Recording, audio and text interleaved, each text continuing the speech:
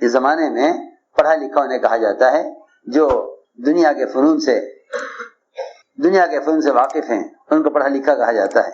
حالانکہ میرے دوستوں عزیزوں، علم اور جہل کا فرق یہ ہے، اس بات کی تحقیق کرنا کہ اللہ کیا چاہتے ہیں علم ہے، اس بات کی تحقیق میں لگنا کہ دنیا کیا چاہتی ہے یہ فن ہے، یہ فن ہے۔ قبر کے 3 سوالات میں سارا علم ہے، قبر کے 3 سوالات میں سارا علم ہے، قبر کے 3 سوالات میں سارا علم ہے۔ قبر میں 3 سوالات ہوں گے، من ربک وما دینک وما کنت تقول فی ھذا الرجل، تمہارا دین کیا ہے، تمہارا رب کون ہے، اور تم محمد صلی اللہ علیہ وسلم کو پہچانتے ہو یا نہیں۔ ہم سمجھتے تھے کہ قبر میں زبان یقین پر چلے گی، معلومات پر نہیں چلے گی۔ پی ایچ ڈی کرنے والے ہیں نا اسلام پر، پی ایچ ڈی والے بھی کہیں گے ہاں لا ادری، ہم نہیں جانتے، کیونکہ جو آدمی دنیا میں اخلاص کے ساتھ عمل کرے گا، وہ قبر میں صحیح جواب دے سکے گا۔ میرے دوستو بزرگو عزیزو، 2 فریضے بہت بنیادی ہیں جن سے عام طور سے امت ناواقف ہے، ایک علم، دوسرے ایمان۔ اور یہ 2 فریضے ایسے فریضے ہیں کہ جن کو حاصل کیے بغیر کسی عمل کا اعتبار نہیں ہے۔ یہ 2 ایسے فریضے بنیادی ہیں، علم اور ایمان، کہ ان کو حاصل کیے بغیر کسی عمل کا اعتبار نہیں ہے۔ نہ کوئی عمل اللہ کے یہاں قابل قبول ہے جب تک علم نہ ہو، اور کوئی عمل اللہ کے یہاں قابل قبول نہیں جب تک ایمان نہ ہو، کیونکہ ایمان اخلاص ایک ہی چیز ہے، جس طرح شرک اور ریا ایک ہی چیز ہے۔ میں نے عرض کیا یہ 2 فریضے بنیادی ہیں، علم اور ایمان، اور لوگ ان دونوں فریضوں سے غافل ہیں۔ ایمان سے اس لیے غافل ہیں کہ ایمان والے تو ہم پیدا ہی کیے گئے ہیں، باپ دادا پر دادا سارے ایمان والے تھے، جب میں مسلمان گھرانے میں پیدا ہوا ہوں تو پھر مجھے ایمان کی کیا ضرورت ہے۔ اس زمانے میں لوگوں نے یہ سمجھ لیا ہے کہ ایمان لانا کسی مشرک کا اسلام میں داخل ہونے کو کہتے ہیں۔ لوگ سمجھتے ہیں کہ ہمارا اسلامی گھرانے میں پیدا ہونا یہ ہمارے ایمان، ہمارے مومن ہونے کے لیے کافی ہے۔ حالانکہ اللہ رب العزت کسی بھی انسان کو غیر مسلم پیدا نہیں کرتے۔ ساری دنیا میں جتنے بچے پیدا ہوتے ہیں، یہودی کے گھر میں، نصرانی کے گھر میں، جس گھر یہ بچہ پیدا ہوتا ہے، اللہ تعالی ہر انسان کو مسلمان پیدا کرتے ہیں۔ اللہ ہر انسان کو مسلمان پیدا کرتے ہیں۔ اللہ نے کوئی انسان غیر مسلم پیدا نہیں کیا۔ صحیح حدیث ہے کہ جتنے بھی انسان دنیا میں آتے ہیں وہ سب کے سب فطرت اسلام پر پیدا کیے جاتے ہیں۔ میں نے عرض کیا کہ لوگ سمجھتے ہیں کہ بس ایمان کے لیے اتنا کافی ہے کہ ہم ایمانی گھرانے میں پیدا ہوئے، حالانکہ اللہ رب العزت نے ایمان لانے کا حکم ایمان والوں کو دیا ہے، ایمان لانے کا حکم ایمان والوں کو دیا ہے۔ یا ایھا الذین آمنوا آمنو، اے ایمان والو تم ایمان لاؤ۔ دیکھو بہت اہم بات ہے، ہم نماز پڑھنے کو، روزہ رکھنے کو، حج کرنے کو، زکوٰۃ دینے کو، ان کو فرائض سمجھتے ہیں، لیکن ان تمام فرائض کی صحت اور ان کی قبولیت کا مدار اور اس میں اخلاص کے ہونے کی شرط جو ایمان ہے، اس ایمان کے سیکھنے کو مستقل کام نہیں سمجھتے۔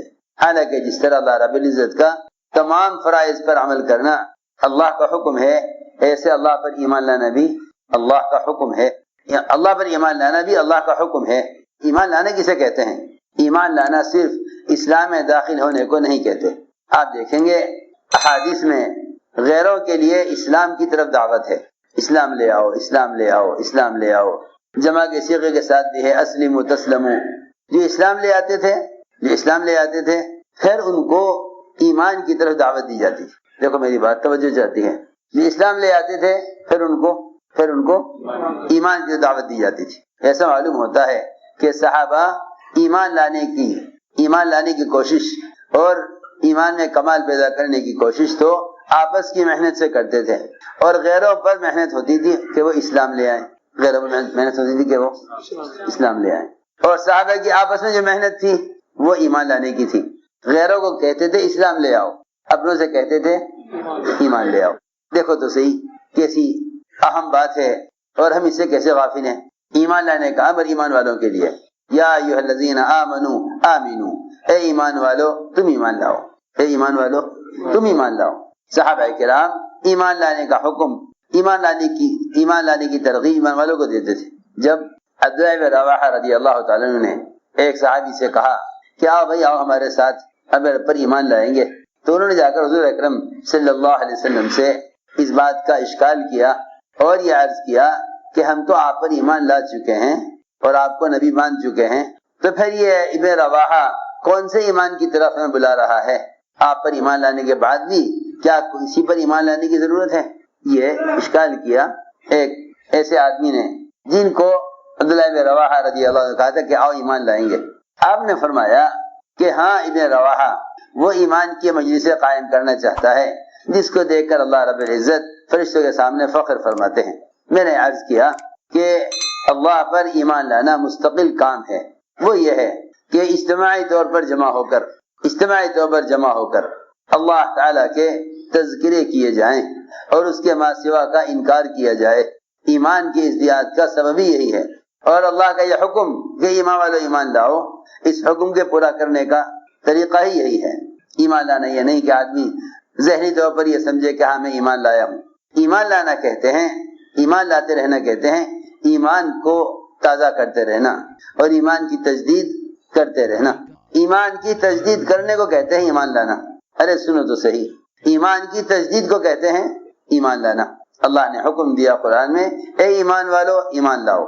آپ نے صحابہ کو حکم دیا کہ اپنے ایمان کی تجدید کرتے رہا کرو، اپنے ایمان کی تجدید کرتے رہا کرو۔ علماء نے لکھا ہے کہ احکام کے علم سے فراغت ہو جائے گی، لیکن اللہ کی وحدانیت کو بیان کرنے سے فراغت مومن کو نہیں ہو سکتی، اس لیے کہ احکام کا علم عمل کے لیے مقصود ہے، لیکن اللہ کی وحدانیت کو بیان کرنا بذات خود مقصود ہے۔ جیسے ہم صبح شام جسم کی غذا کا لینا اپنے جسم کی صحت کے لیے ضروری سمجھتے ہیں، ایسے ہی ایمان کی تقویت کے لیے اللہ تعالیٰ کے تذکرے کرنا اس طرح ضروری ہے۔ ہم ایک مرتبہ غذا لے کر فارغ نہیں ہو جاتے، بلکہ ہمیں کچھ وقت کے لیے وقت کے بعد جسمانی غذا لینی پڑتی ہے۔ ایسے ہی ایمان اور اللہ کی وحدانیت کو بیان کرنا یہ اپنے ایمان کی تکمیل کا اصل سبب ہے۔ میں نے عرض کیا کہ صحابہ کرام اس امر کو پورا کیسے کرتے تھے، صحابہ اس حکم کو پورا کیسے کرتے تھے؟ صحابہ سے ملاقاتیں کرتے اور کہتے کہ آؤ اب رب پر ایمان لائیں گے۔ ایمان کی تجدید کا طریقہ ہی یہی ہے، ایمان کی تجدید کا طریقہ ہی یہی ہے کہ تم لوگوں کو دعوت دے کر ایمان سیکھنے کے عنوان پر ایمان کے حلقوں میں جمع کرو۔ یہی ایمان کی تجدید کا اور یہی ایمان میں تازگی پیدا کرنے اور یہی ایمان کو بڑھانے کا سبب ہے، کیونکہ کئی صحابہ سے یہ بات ثابت ہے کہ وہ صحابہ پر گشت کرتے تھے، صحابہ پر۔ اس زمانے کے لوگ تو یہ سمجھتے ہیں کہ دعوت محض غیر مسلموں کے لیے ہے، حالانکہ سب سے بڑا فریضہ ایمان، اس کی محنت خود ایمان والوں پر، سب سے بڑا فریضہ ایمان، اس کی محنت خود ایمان والوں پر۔ معاذ بن جبل رضی اللہ عنہ فرمایا کرتے تھے آؤ ہمارے ساتھ بیٹھو اب رب پر ایمان لائیں گے۔ حضرت عمر فرمایا کرتے تھے چلو ہمارے ساتھ چلو اب رب پر ایمان لائیں گے۔ ابن رواحہ کہتے تھے آؤ ہمارے ساتھ اب رب پر ایمان لائیں گے۔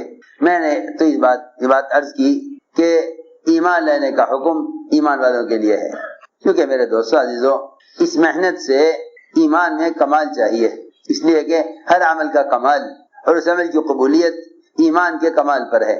اس لیے ایمان کو اس کی علامتوں میں غور کرو تاکہ اس کو حاصل کرنے کا فکر بھی ہو، اور اس کے ایمان کے کم یا زیادہ ہونے کا اندازہ بہت اہم بات ہے۔ ایمان کے کم یا زیادہ ہونے کا اندازہ اس سے نہیں ہو سکتا، ایمان کے کم یا زیادہ ہونے کا اندازہ اس سے نہیں ہو سکتا کہ آپ کے ساتھ ظاہر کے خلاف آپ کی مدد ہو جائے۔ میری بات بہت توجہ سننا ہے، میں کچھ کہنا چاہتا ہوں۔ اس زمانے میں لوگ یہ سمجھتے ہیں کہ مسلمان کی مدد ظاہر کے خلاف ہو جائے یہ اس کے ایمان کا کمال ہے، اور اس زمانے میں مسلمان کے ساتھ وہ ہونے لگے جو صحابہ کے ساتھ ہوا ہے تو سمجھتے ہیں کہ یہ ایمان کا کمال ہے۔ اولیاء کے ساتھ اگر کرامتیں ظاہر ہوں تو لوگ کہتے ہیں کہ ہاں یہ آدمی ولی ہو سکتا ہے کیونکہ اس کے ساتھ ظاہر کے خلاف ہوا ہے۔ دیکھو میری بات توجہ چاہتی ہے، اگر پوری زندگی بھی ولی کی کوئی کرامت ظاہر نہ ہو، اگر پوری زندگی میں ولی کی کوئی کرامت ظاہر نہ ہو تو اس کے ولی ہونے میں کوئی شک نہیں، اس لیے کہ ولی ہونا کرامت کا ظاہر ہونا نہیں ہے۔ نبی ہیں لیکن کوئی معجزہ اللہ نے نہیں دیا، تو کیا آپ کہیں گے کہ یہ نبی نہیں ہے؟ میری بات توجہ چاہتی ہے۔ اسی طرح اگر ولی ہے اور کوئی کرامت ظاہر نہیں ہوتی تو اس کی ولایت میں کوئی شک نہیں ہے۔ ایسے ہی کہتا ہوں کہ اگر ساری دنیا کے مسلمانوں کے ساتھ ساری جگہ مسلمانوں کے ساتھ اگر ظاہر کے خلاف کوئی مدد نہ ہو تو یہ نہیں کہا جا سکتا کہ بھئی ان کا ایمان ابھی بنا نہیں ہے، کیونکہ ایمان، ہماری بات دھیان سے سننا، ایمان ظاہر کے خلاف مدد ہونے کو نہیں کہتے، ایمان ظاہر کے خلاف مدد ہونے کو نہیں کہتے، ایمان ظاہر کے خلاف مدد ہونے کو نہیں کہتے، بلکہ ایمان کہتے ہیں ماحول کے خلاف، ظاہر کے خلاف، اپنی طبیعت اور چاہت کے خلاف، حالات کے خلاف اللہ تعالیٰ کے حکم کو پورا کر دینا، بس یہ ایمان ہے۔ ظاہر کے خلاف، ماحول کے خلاف، حالات کے خلاف اللہ تعالیٰ کے حکم کو پورا کر دینا، بس یہ ایمان ہے۔ میرے دوستو عزیزو، ایمان تو سراسر اطاعت کا نام ہے، ایمان سراسر اطاعت کا نام ہے۔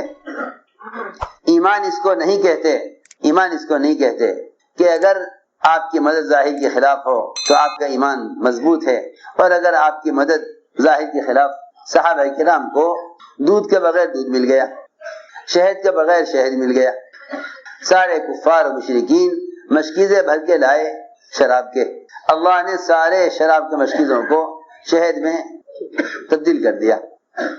آج اگر کوئی یہ کہے کہ بھائی جب مسلمانوں کے ساتھ ایسا ہونے لگے گا تب کہا جائے گا ہاں ایمان بن گیا۔ میری بات توجہ چاہتی ہے، ہماری بات سمجھ میں آ رہی؟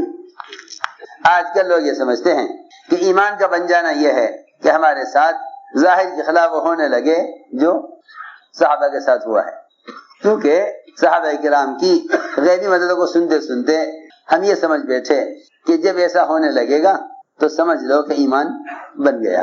حالانکہ میں آپ کو بتاؤں، اگر اللہ رب العزت ساری دنیا کے مسلمانوں کو دنیا میں سے ایک پائی پیسے کی نہ دیں، ایک ٹکڑا روٹی کا نہ دیں، ایک کپڑا پہننے کو ایک ٹکڑا کپڑے کا نہ دیں پہننے کو، ایک جھونپڑا نہ دیں مسلمانوں کو سر چھپانے کو، اور یہ ساری دنیا کے مسلمان اللہ تعالیٰ کے احکام اور اس کے اوامر کو پورا کریں تو یہ کامل ایمان والے ہیں، یہ کامل ایمان والے ہیں۔ اس لیے کہ اللہ تعالیٰ کا حکم پورا کر دینا اس کی رضا کے لیے یہ ایمان کا خلاصہ ہے۔ تم یہ مت دیکھو کہ مسلمان کے ساتھ ظاہر کے خلاف کیا مدد ہوئی، یہ دیکھو کہ مسلمان نے اللہ کا حکم اس کی رضا کے لیے پورا کر دیا یا نہیں۔ اگر اللہ رب العزت ساری دنیا کے مسلمانوں کو ان کے عمل پر کچھ نہ دیں تو یہ نہیں کہہ سکتے کہ مسلمان کا بھی ایمان بنا نہیں ہے۔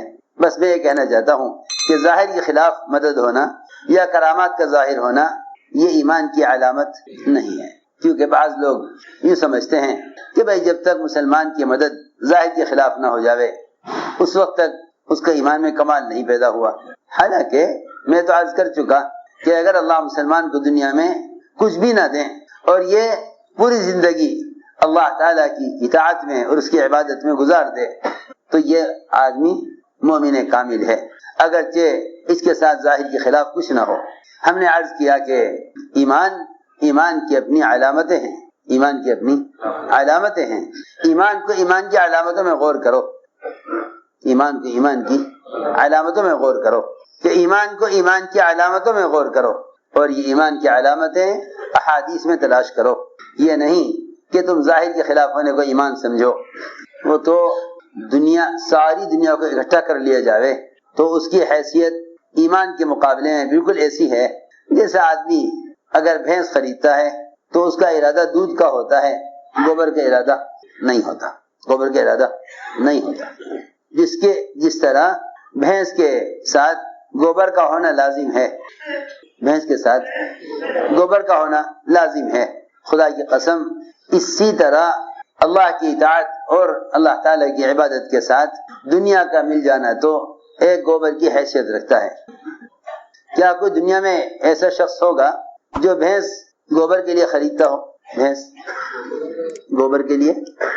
ہو، یا یہ چاہتا ہو کہ بھئی ایسی بھینس چاہیے جو گوبر زیادہ کرتی ہو تاکہ ہم اس سے اپلے بنائیں، کھانے پکائیں اور اس کے گوبر کو مختلف ضروریات میں استعمال کریں؟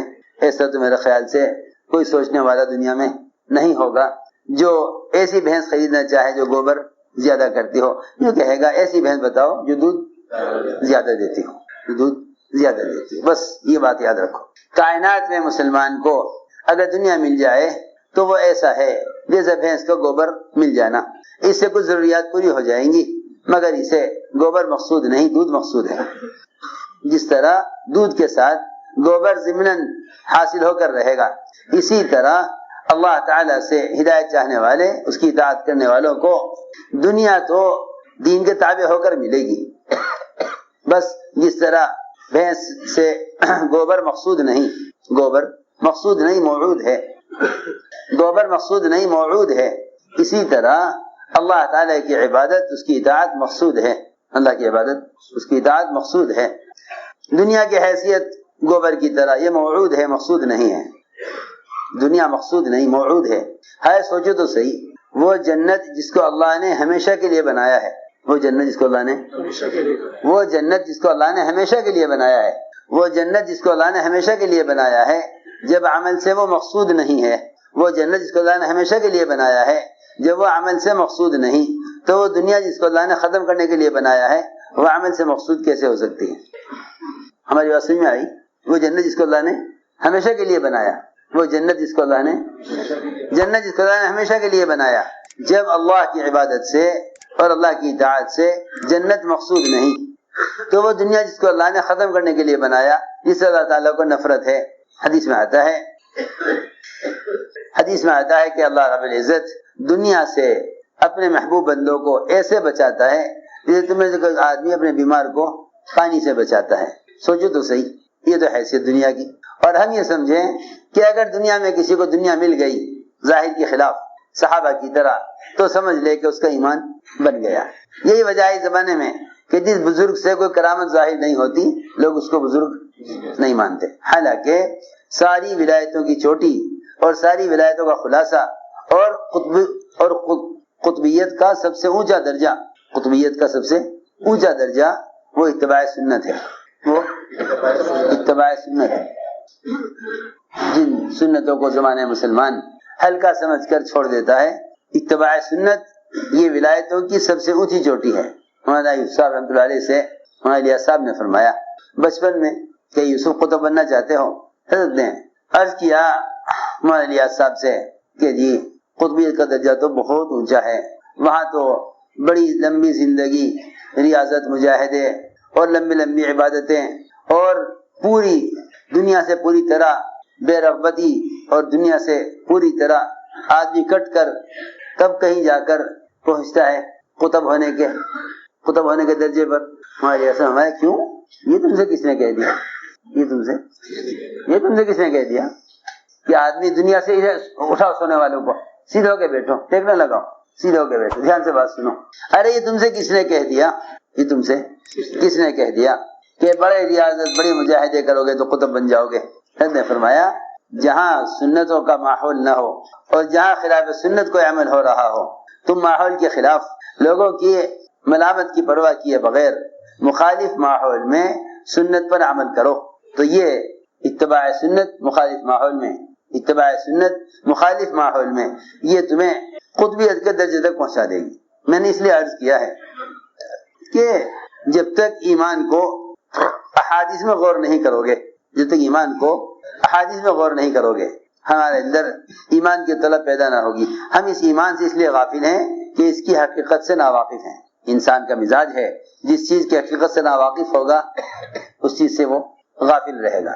پہلی بات ہے کہ ایمان کی علامتوں میں غور کرو، اور احادیث میں دیکھو کہ حضور اکرم صلی اللہ علیہ وسلم نے ایمان کسے کہا ہے۔ مجھے دو چیزیں عرض کرنی ہیں، علم اور ایمان۔ پہلے سوال اس بات کا ہے کہ ایمان کسے کہتے ہیں۔ پہلے اس ایمان کو صحابہ کے سوالات میں غور کرو، پھر حضور اکرم صلی اللہ علیہ وسلم نے کیا جواب دیا، پھر آپ نے کیا جواب دیا۔ صحابی نے سوال کیا اے رسول اللہ ایمان کسے کہتے ہیں؟ آپ نے جواب میں فرمایا جب تجھے نیکی خوش کرے اور گناہ غمگین کرے جان لے کہ تو مومن ہے۔ جب تجھے نیکی خوش کرے اور گناہ غمگین کرے جان لے کہ تو مومن ہے۔ اگر گناہ کو دیکھنے یا گناہ کے کرنے سے دل میں غم پیدا ہوتا ہے، ذرا توجہ سے بات سننا، گناہ کرنے یا گناہ کو دیکھنے سے دل میں غم پیدا ہوتا ہے تو یہ ایمان کی سب سے کمزور ترین شکل ہے۔ ایمان کی سب سے بہت توجہ سے ہماری بات سننی پڑے گی۔ یہ ایمان کی سب سے کمزور ترین شکل ہے۔ دل سے گناہ کو گناہ سمجھنا اور دل سے گناہ کو دیکھ کر کڑھنا اور غمگین ہونا، یہ ایمان کی سب سے کمزور ترین شکل ہے، جسے ہم سمجھتے ہیں کہ بس یہ ایمان کی انتہا ہے، یہ ایمان کی انتہا ہے کہ بھئی گناہ کو دیکھ کر دل برا ہو یا گناہ کر کے دل برا ہو۔ حالانکہ حدیث میں آتا ہے کہ جب آدمی منکر کو منکر نہ سمجھے اور نیکی کو نیکی نہ سمجھے تو سمجھ لو کہ اس کا دل ایمان سے ایسا الٹا کر دیا گیا ہے جیسے کسی تھیلے کو الٹا کر دیا جاوے تو اس کے اندر کا سامان سب باہر آ جاتا ہے، اندر کا سامان سب باہر آ جاتا ہے۔ نکس قلبہ، میری بات توجہ چاہتی ہے، کیوں؟ اس لیے کہ ایک حدیث میں فرمایا کہ جو تم میں سے منکر کو دیکھے اس کو چاہیے اس کو اپنے ہاتھ سے بدلے، اس کو اپنے ہاتھ سے بدلے، روکے نہیں ہے، بدلے، تبدیل کرے اس کو۔ کیا ہے؟ کیسے تبدیل کرے گا؟ کہ تبدیل ایسے کرے گا کہ منکر کرنے والے کو منکر کے ماحول سے نکال دے، منکر کرنے والے کو منکر کے ماحول سے نکالے، کیونکہ تغییر کا حکم ہے، بدلنے کا حکم ہے۔ منکر کرنے والے کو منکر کے ماحول سے نکال لے۔ اگر ہاتھ سے نہیں بدل سکتا تو پھر منکر کرنے والے کو منکر کے ماحول میں جا کر سمجھائے اور سمجھا کر اس کو اس ماحول سے نکالنے کے لیے اس کو تیار کرے۔ دیکھو میری بات جا کر سنا، بہت جا کر سننا، میں کچھ کہنا چاہتا ہوں۔ اس زمانے میں ایمان میں اس لیے کمال نہیں پیدا ہوتا کہ لوگوں نے امر معروف و نہی منکر ان دونوں فریضے کے ادا کرنے کے لیے اخبار، رسائل، مختلف قسم کے پیغامات بھیجنے کے آلات اور ذرائع ان کو ذریعہ سمجھ لیا ہے دین کے پھیلانے کا۔ حالانکہ ایمان بڑھتا ہی جب ہے، ایمان بڑھتا ہی جب ہے جب مسلمان بذات خود بھلائی کا حکم دوسروں کو جا کر کرے اور ان کو منکر کے ماحول سے نکال کر معروفات کے ماحول میں لائے، بس یہی ایمان کے بڑھنے کا سبب ہے۔ تم قرآن حدیث کو غور سے پڑھتے نہیں ہو، قرآن حدیث کو غور سے پڑھتے نہیں ہو۔ ایمان کی تکمیل کا اور ایمان میں کمال پیدا ہونے کا سبب ہی یہی ہے۔ قرآن نے ایمان میں کمال پیدا کرنے کے لیے یہ دو حکم دیے ہیں، اور اس امت کے افضل امت ہونے کے لیے یہ دو حکم دیے ہیں کہ تم افضل امت جب ہو سکتے ہو جب تم اپنی ذات سے دوسروں کو خود جا کر بھلائی کا حکم کرو اور انہیں منکر کے ماحول سے نکال کر معروفات کے ماحول میں لے آؤ۔ تم اگر ایسا کرو گے تو تمہارے ایمان میں، دیکھو تو صحیح کسی اچھی بات ہے، تم اگر ایسا کرو گے تمہارے ایمان میں کمال پیدا ہوگا۔ میری بات بہت توجہ چاہتی ہے۔ امر معروف و نہی منکر ان دونوں فریضوں کو عملی طور پر ادا کرنا، تحریر میں، تقریر میں یا اخبار و رسائل میں منکرات کا لکھ دینا، یہ منکر سے روکنے کا اور معروفات پر لانے کا طریقہ نہیں ہے۔ ہماری بات دھیان سے سنو۔ اخبار و رسائل میں عوامر لکھ دینا اور منکرات کا لکھ دینا یہ امر معروف اور نہی منکر کے فریضے کے ادا کرنے کا طریقہ نہیں ہے، بلکہ منکر کرنے والے کے پاس جانا اور پہلے درجے میں ہاتھ سے نہیں تو زبان سے اس کو سمجھا کر اس کو اس کے ماحول سے نکال کر اپنے ماحول میں لے آنا، عمل کے ماحول میں لے آنا، یہ ایمان کی تکمیل کا اصل سبب ہے۔ میں نے ایک بات عرض کی تھی، شاید آپ کو یاد ہو، کہ برائی کو برائی سمجھنا اور اس سے دل کا کڑھنا اور غمگین ہونا یہ سب سے کمزور ایمان کی علامت ہے، جسے ہم سمجھتے ہیں کہ یہ ایمان کا آخری درجہ ہے اور یہ کامل ایمان ہے، حالانکہ یہ سب سے کمزور ترین ایمان ہے۔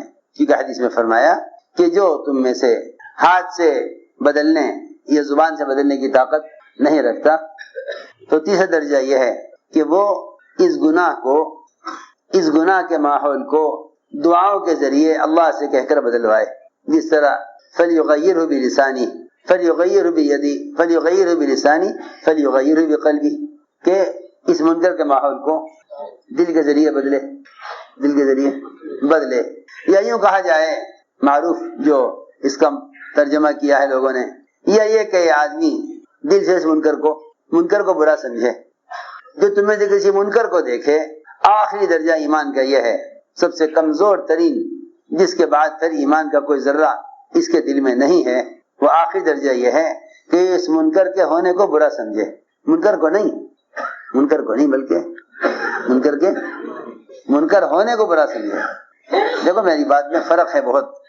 منکر کو تو منکر جانتا ہی ہے برا ہے, لیکن اگر زبان نہیں کھول سکتا اور ہاتھ نہیں چلا سکتا تو پھر ایمان کا سب سے کمزور ترین درجہ یہ ہے کہ یہ اس منکر کے ہونے کو دل سے برا سمجھے اور اللہ سے کہے دعاؤں کے ذریعے کہ اے اللہ میں ہاتھ نہیں چلا سکتا اور حالات ایسے ہیں کہ میں زبان نہیں کھول سکتا, تو کم سے کم اس کے ایمان کا سب سے کمزور ترین درجہ یہ ہے, ایمان کا سب سے کمزور ترین درجہ ایمان کا یہ ہے کہ یہ دعاؤں کے ذریعے اللہ سے کہہ کر اس منکر کو ختم کروائے. فَلْيُغَيِّرْهُ بِقَلْبِهِ فرمایا وَذَلِكَ أَضْعَفُ الْإِيمَانِ کہ یہ ایمان کا سب سے کمزور ترین درجہ ہے. یہ ایمان کا سب سے کمزور ترین درجہ ہے کہ یہ منکر کو اپنی دل کی کڑھن سے اور تنہائیوں کی دعاؤں کے ذریعے اللہ سے کہہ کر اس منکر کو ختم کرائے. اگر ایسا بھی نہیں کرتا, میں پوچھتا ہوں اپنے آپ سے بھی کہ 24 گھنٹے میں کون سا وقت ایسا ہوتا ہے جس میں ہم تنہا اللہ کے ساتھ تنہا ہو کر جتنا عالم میں منکر پھیلا ہوا ہے اور جتنی امت منکرات میں مشغول ہے, ہم اس کے لیے تنہائی میں دعا مانگتے ہوں کہ اے اللہ تو اس منکر کو ختم کر دے. میں سوال کرتا ہوں, اپنے آپ سے بھی کرتا ہوں, آپ سے بھی پوچھتا ہوں سب سے, کہ اگر 24 گھنٹے میں کوئی ایک منٹ ہم پر ایسا گزرتا ہو جس میں ہم منکرات کو دیکھ کر اللہ سے دعا کریں اے اللہ تو اس منکر کو ختم کر دے, بتاؤ ذرا روزانہ کوئی وقت ایسا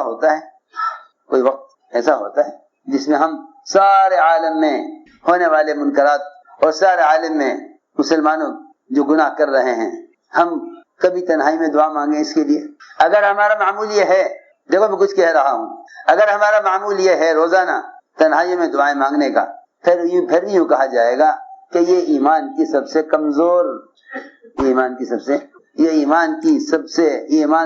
کمزور درجہ ہے. حدیث میں تو اسی طرح ہے. ہماری بات سمجھ میں آ رہی؟ یہ ایمان کا سب سے کمزور درجہ ہے کہ یہ روزانہ تنہائیوں میں اللہ سے دعا کرتا ہے منکر کو ختم کرانے کے لیے. میری بات سمجھ میں آ رہی؟ فرمایا ذالک اضعف الایمان, یہ تمہارا سب سے کمزور ترین ایمان ہے, سب سے آخری درجے کا ایمان ہے. اگر تم تنہائیوں میں دعائیں مانگتے ہو اللہ سے اس منکر کو ختم کرنے کے لیے اور دل سے تم کڑھتے ہو اور غمگین ہوتے ہو, تو ذالک اضعف الایمان کہ یہ تمہارا سب سے کمزور ترین ایمان ہے. ذرا آج اس بات کو سوچو کہ اگر ہم روزانہ تنہائیوں میں دعائیں مانگ رہے ہیں سارے عالم سے منکر کو اور فحش کو ختم کرنے کے لیے, تو یہ اصل میں ہمارے ایمان کا سب سے کاش سونے والے بات سنتے, کتنی اہم اور ضروری بات ہے, ہم نے توجہ نہیں دی اس طرف. جی ہاں, لوگ یہ سمجھتے ہیں بس صحابہ کی طرح ظاہر کے خلاف مدد ہونے لگیں تو سمجھ لو کہ ایمان بن گیا, اور اگر ظاہر کے خلاف ہماری مدد نہیں ہے تو سمجھو کہ ایمان نہیں ہے. حالانکہ صحابہ کرام نے کبھی بھی اس کو ایمان نہیں سمجھا کہ اللہ تعالیٰ صحابہ کو اللہ تعالیٰ دنیا میں مال دے دیں, اللہ نے اس کو کبھی ایمان نہیں سمجھا, بلکہ اللہ نے صحابہ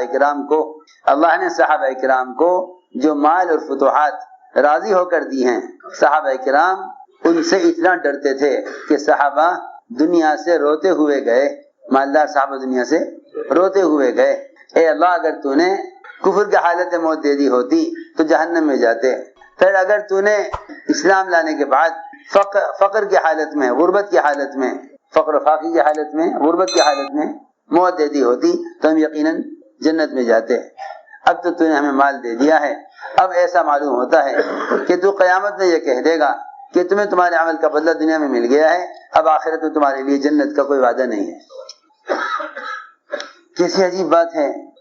میں اس لیے فرق ظاہر کرنا چاہتا ہوں کہ اس زمانے میں یہ مسلمان یہ سمجھتا ہے کہ بس ظاہر کے خلاف دنیا مل جاوے اور غیبی مدد ہو جاوے تو ایمان بنا, اور اگر کوئی جماعت اگر واپس آ کر کاغذ سنا دے گی نا کہ جی ایسی اللہ کی مدد ہوئی, ایسی مدد ہوئی, تو دوسرے سوچیں گے بھائی ان کا تو ایمان بن گیا اور ہمارا بنا نہیں. اسی انتظار میں رہیں گے کہ کب ہماری مدد ہو ظاہر کے خلاف. میرے دوستو عزیزو خوب سمجھ لو, اگر میں اور آپ 24 گھنٹے میں سے کسی وقت تنہائی میں واقعی دل سے غمگین ہو کر اللہ سے رو کر دعاؤں کے ذریعے منکر کو ختم کرا رہے ہیں تو یہ ہمارے دل میں ایمان کا سب سے کمزور درجہ ہے. اور اگر یہ معمول نہیں ہے خدا نہ کرے، اور اگر یہ معمول نہیں ہے خدا نہ کرے، اور اگر یہ ہمارا معمول نہیں ہے تو پھر دیکھنا پڑے گا کہ جس ایمان کی وجہ سے ہم غافل ہیں اور مطمئن ہیں وہ ایمان کی کہاں ہے. سیدھی بات ہے. یہاں تک روایتوں میں آتا ہے کہ اگر کسی گناہ کو دیکھ کر دل خوش ہوتا ہے تو نکس قلبہ، تو اس کا دل الٹ دیا گیا ہے تھیلے کی طرح. میرے دوستو عزیزو، میں نے ایک بات عرض کی ہے کہ ایمان کو صحابہ کرام کے سوالات میں اور محمد صلی اللہ علیہ وسلم کے جوابات میں غور کرو. ایمان کو صحابہ کے سوالات میں اور محمد صلی اللہ علیہ وسلم کے جوابات میں غور کرو، تب پتہ چلے گا ایمان کیا ہے. صحابی کا سوال، ایمان کسے کہتے ہیں؟ فرمایا جب تو یہ نیکی خوش کرے اور گناہ غمگین کرے جان لے کہ تو مومن ہے. کتنے گناہ ایسے ہیں جنہیں ہم کر کے خوش ہوتے ہیں یا دیکھ کر خوش ہوتے ہیں. گناہ کو دیکھ کر خوش ہونا یہ دل کا ایمان سے خالی ہو جانا ہے. گناہ کو دیکھ کر خوش ہونا یہ دل کا ایمان سے خالی ہو جانا ہے. کیونکہ حدیث میں صاف فرما دیا کہ جب تیرا دل غمگین ہو گناہ کو دیکھ کر تو یہ تیرے مومن ہونے کی علامت ہے. جب تیرا دل غمگین ہو گناہ کو دیکھ کر، حال یہ ہے آج تہجد مل گئی تو کوئی خوشی نہیں، اور آج فجر کی نماز قضا ہو گئی تو کوئی غم نہیں. یہ تو عجیب بات ہے. لوگوں کو دین کے اعتبار سے کوئی خیر مل جائے تو انہیں کوئی خوشی نہیں ہوتی، اور اگر دین کا کوئی موقع، عبادت کا کوئی موقع ضائع ہو جائے تو کوئی غم نہیں ہوتا. اس کے مقابلے میں اگر دنیا مل جائے تو واقعی خوشی ہوتی ہے، اور اگر دنیا ہاتھ سے نکل جائے تو واقعی غم ہوتا ہے. واقعی غم ہوتا ہے کہ ہاں یہ چیز مل جاتی. آدمی ایمان کے کمال کو پہنچ نہیں سکتا جب تک یہ ایمان کو احادیث میں غور نہ کرے. حضور اکرم صلی اللہ علیہ وسلم نے اپنے صحابہ کو ایمان کی تعلیم دی اور پھر تعلیم دے کر ایمان کا امتحان بھی لیا. اس زمانے میں تو کالجوں میں، یونیورسٹیوں میں، اسکولوں میں، مدرسوں میں جو امتحانات ہوتے ہیں نا، اللہ مجھے معاف فرماوے، امتحان ہی سنت کے طریقے سے ہٹا ہوا ہے. جتنے مدرسے امتحان ہوتے ہیں نا، کتاب پڑھتے ہیں پھر کہتے ہیں اب کتاب بند کر کے سوالات کا جواب دو. کتاب بند کر کے سب بیٹھے سارے مدرسے کے طلبا، ہاں، اور ایک جواب صحیح لکھ دے گا، او ہو بھئی یہ پاس ہو گئے. جی ہاں، دعوتیں ہو رہی ہیں، نمبر اول آ گئے ہیں. وہاں کالجوں میں جاؤ گے وہاں دنیا کا جہل سکھلایا جائے گا، اور پھر کتاب بند کر کے یہ کہیں گے فلاں سوال کا جواب کہ جی یہ جواب ہے. میں تو یہ کہوں کہ کتاب پڑھ لی پھر کتاب بند کر کے اس کتاب کی عبارت کا جواب دے دیا، کیونکہ دونوں کتاب ہے. دماغ بھی کتاب ہے اور کتاب تو کتاب ہے ہی. یہ کوئی امتحان ہے؟ ہائے یہ کوئی امتحان ہے کہ کتاب کے نقوش اور کتاب کی عبارت اور کتاب کے الفاظ دماغ میں بٹھا لیے ذہین آدمی جواب دے دے گا. جو بیچارہ کمزور دماغ کا ہوگا کہتے گا جی مجھے پتہ نہیں کیا ہے. جس کا دماغ تیز ہوگا وہ جواب دے دے گا. آپ کہیں گے بہت قابل آدمی ہے. حالانکہ حضور اکرم صلی اللہ علیہ وسلم کا یہ طریقہ آپ کے امتحان لینے کا نہیں تھا. آپ نے کہ ایمان کی تعلیم دینے کا طریقہ بھی الگ اور اس ایمان کا امتحان لینے کا طریقہ بھی الگ. نہ تو آپ نے کتاب سے ایمان پڑھایا اور نہ آپ نے کتاب سے امتحان لیا. حارث بن مالک رضی اللہ تعالیٰ عنہ سوئے ہوئے تھے مسجد میں. آپ نے نیند سے اٹھا کر پوچھا کیف اصبحت یا حارث، صبح کس حال میں کر رہے ہو؟ فوراً جواب دیا اصبحت مؤمنا حقا، کہ میں صبح کر رہا ہوں ایمان کی حقیقت کے ساتھ. فرمایا کہ تمہارے ایمان کی کیا علامت ہے؟ فوراً جواب دیا کہ میرے ایمان کی علامت یہ ہے کہ دنیا سے میں نے رخ پھیر لیا ہے، جنت دوزخ میرے سامنے ہے، عرش لایا جا رہا ہے، میدان حشر قائم ہے، لوگوں کے اعمال نامے ان کے دائیں بائیں ہاتھ میں دیے جا رہے ہیں. یہ سب کچھ میں اپنی آنکھوں سے اس وقت دیکھ رہا ہوں. تو آپ نے پاس کر دیا. آپ نے پاس کر دیا. میں عرفت فالزم، یہاں گئی تو معرفت حاصل ہو گئی. ادھر آپ نے گھوڑا خریدا، ایک دیہاتی سے گھوڑا خریدا، دیہاتی سے معاملہ طے ہو گیا، پیسے آپ دینے لگے، معاملہ طے ہو گیا. اتنے میں دوسرے لوگ آ گئے دیہاتی کے پاس، گھوڑا بیچو گے؟ کہ ہاں بیچیں گے. پیسے زیادہ ملنے لگے تو آواز دے کر کہا کہ اے محمد صلی اللہ علیہ وسلم آپ گھوڑا خریدیں گے ان کو بیچ دوں؟ فرمایا میں تم سے لے چکا، میرا تمہارا معاملہ ہو چکا. اس نے کہا نہیں میں نے آپ کو نہیں بیچا. میں کہ نہیں میرا آپ کو معاملہ ہو چکا ہے، میں تو پیسے دے رہا ہوں آپ کو.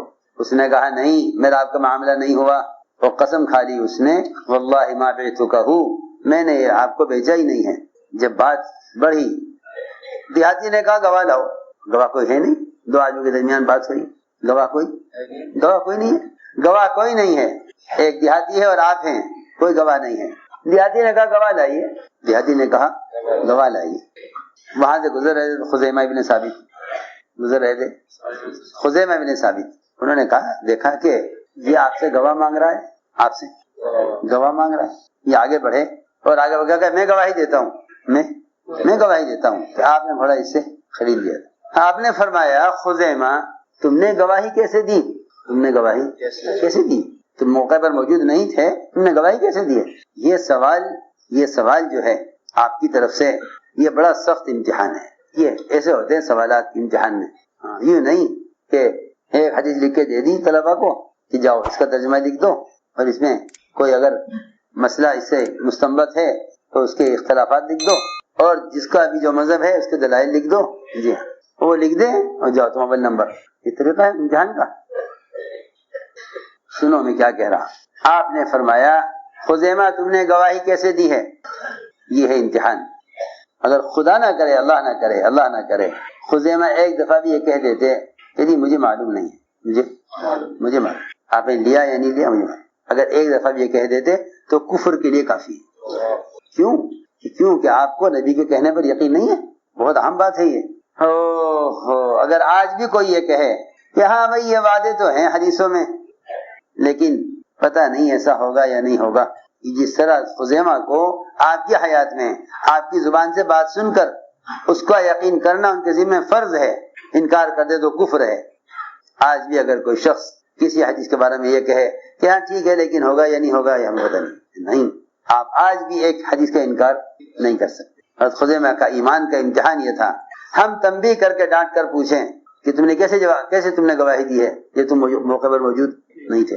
آپ اس سوال سے میری بات توجہ چاہتی ہے، آپ نے اس سوال سے حضرت خزیمہ کی بات کا انکار کرانا مقصود نہیں تھا، کیونکہ نبی اپنی بات پر خود بھی یقین رکھتے ہیں۔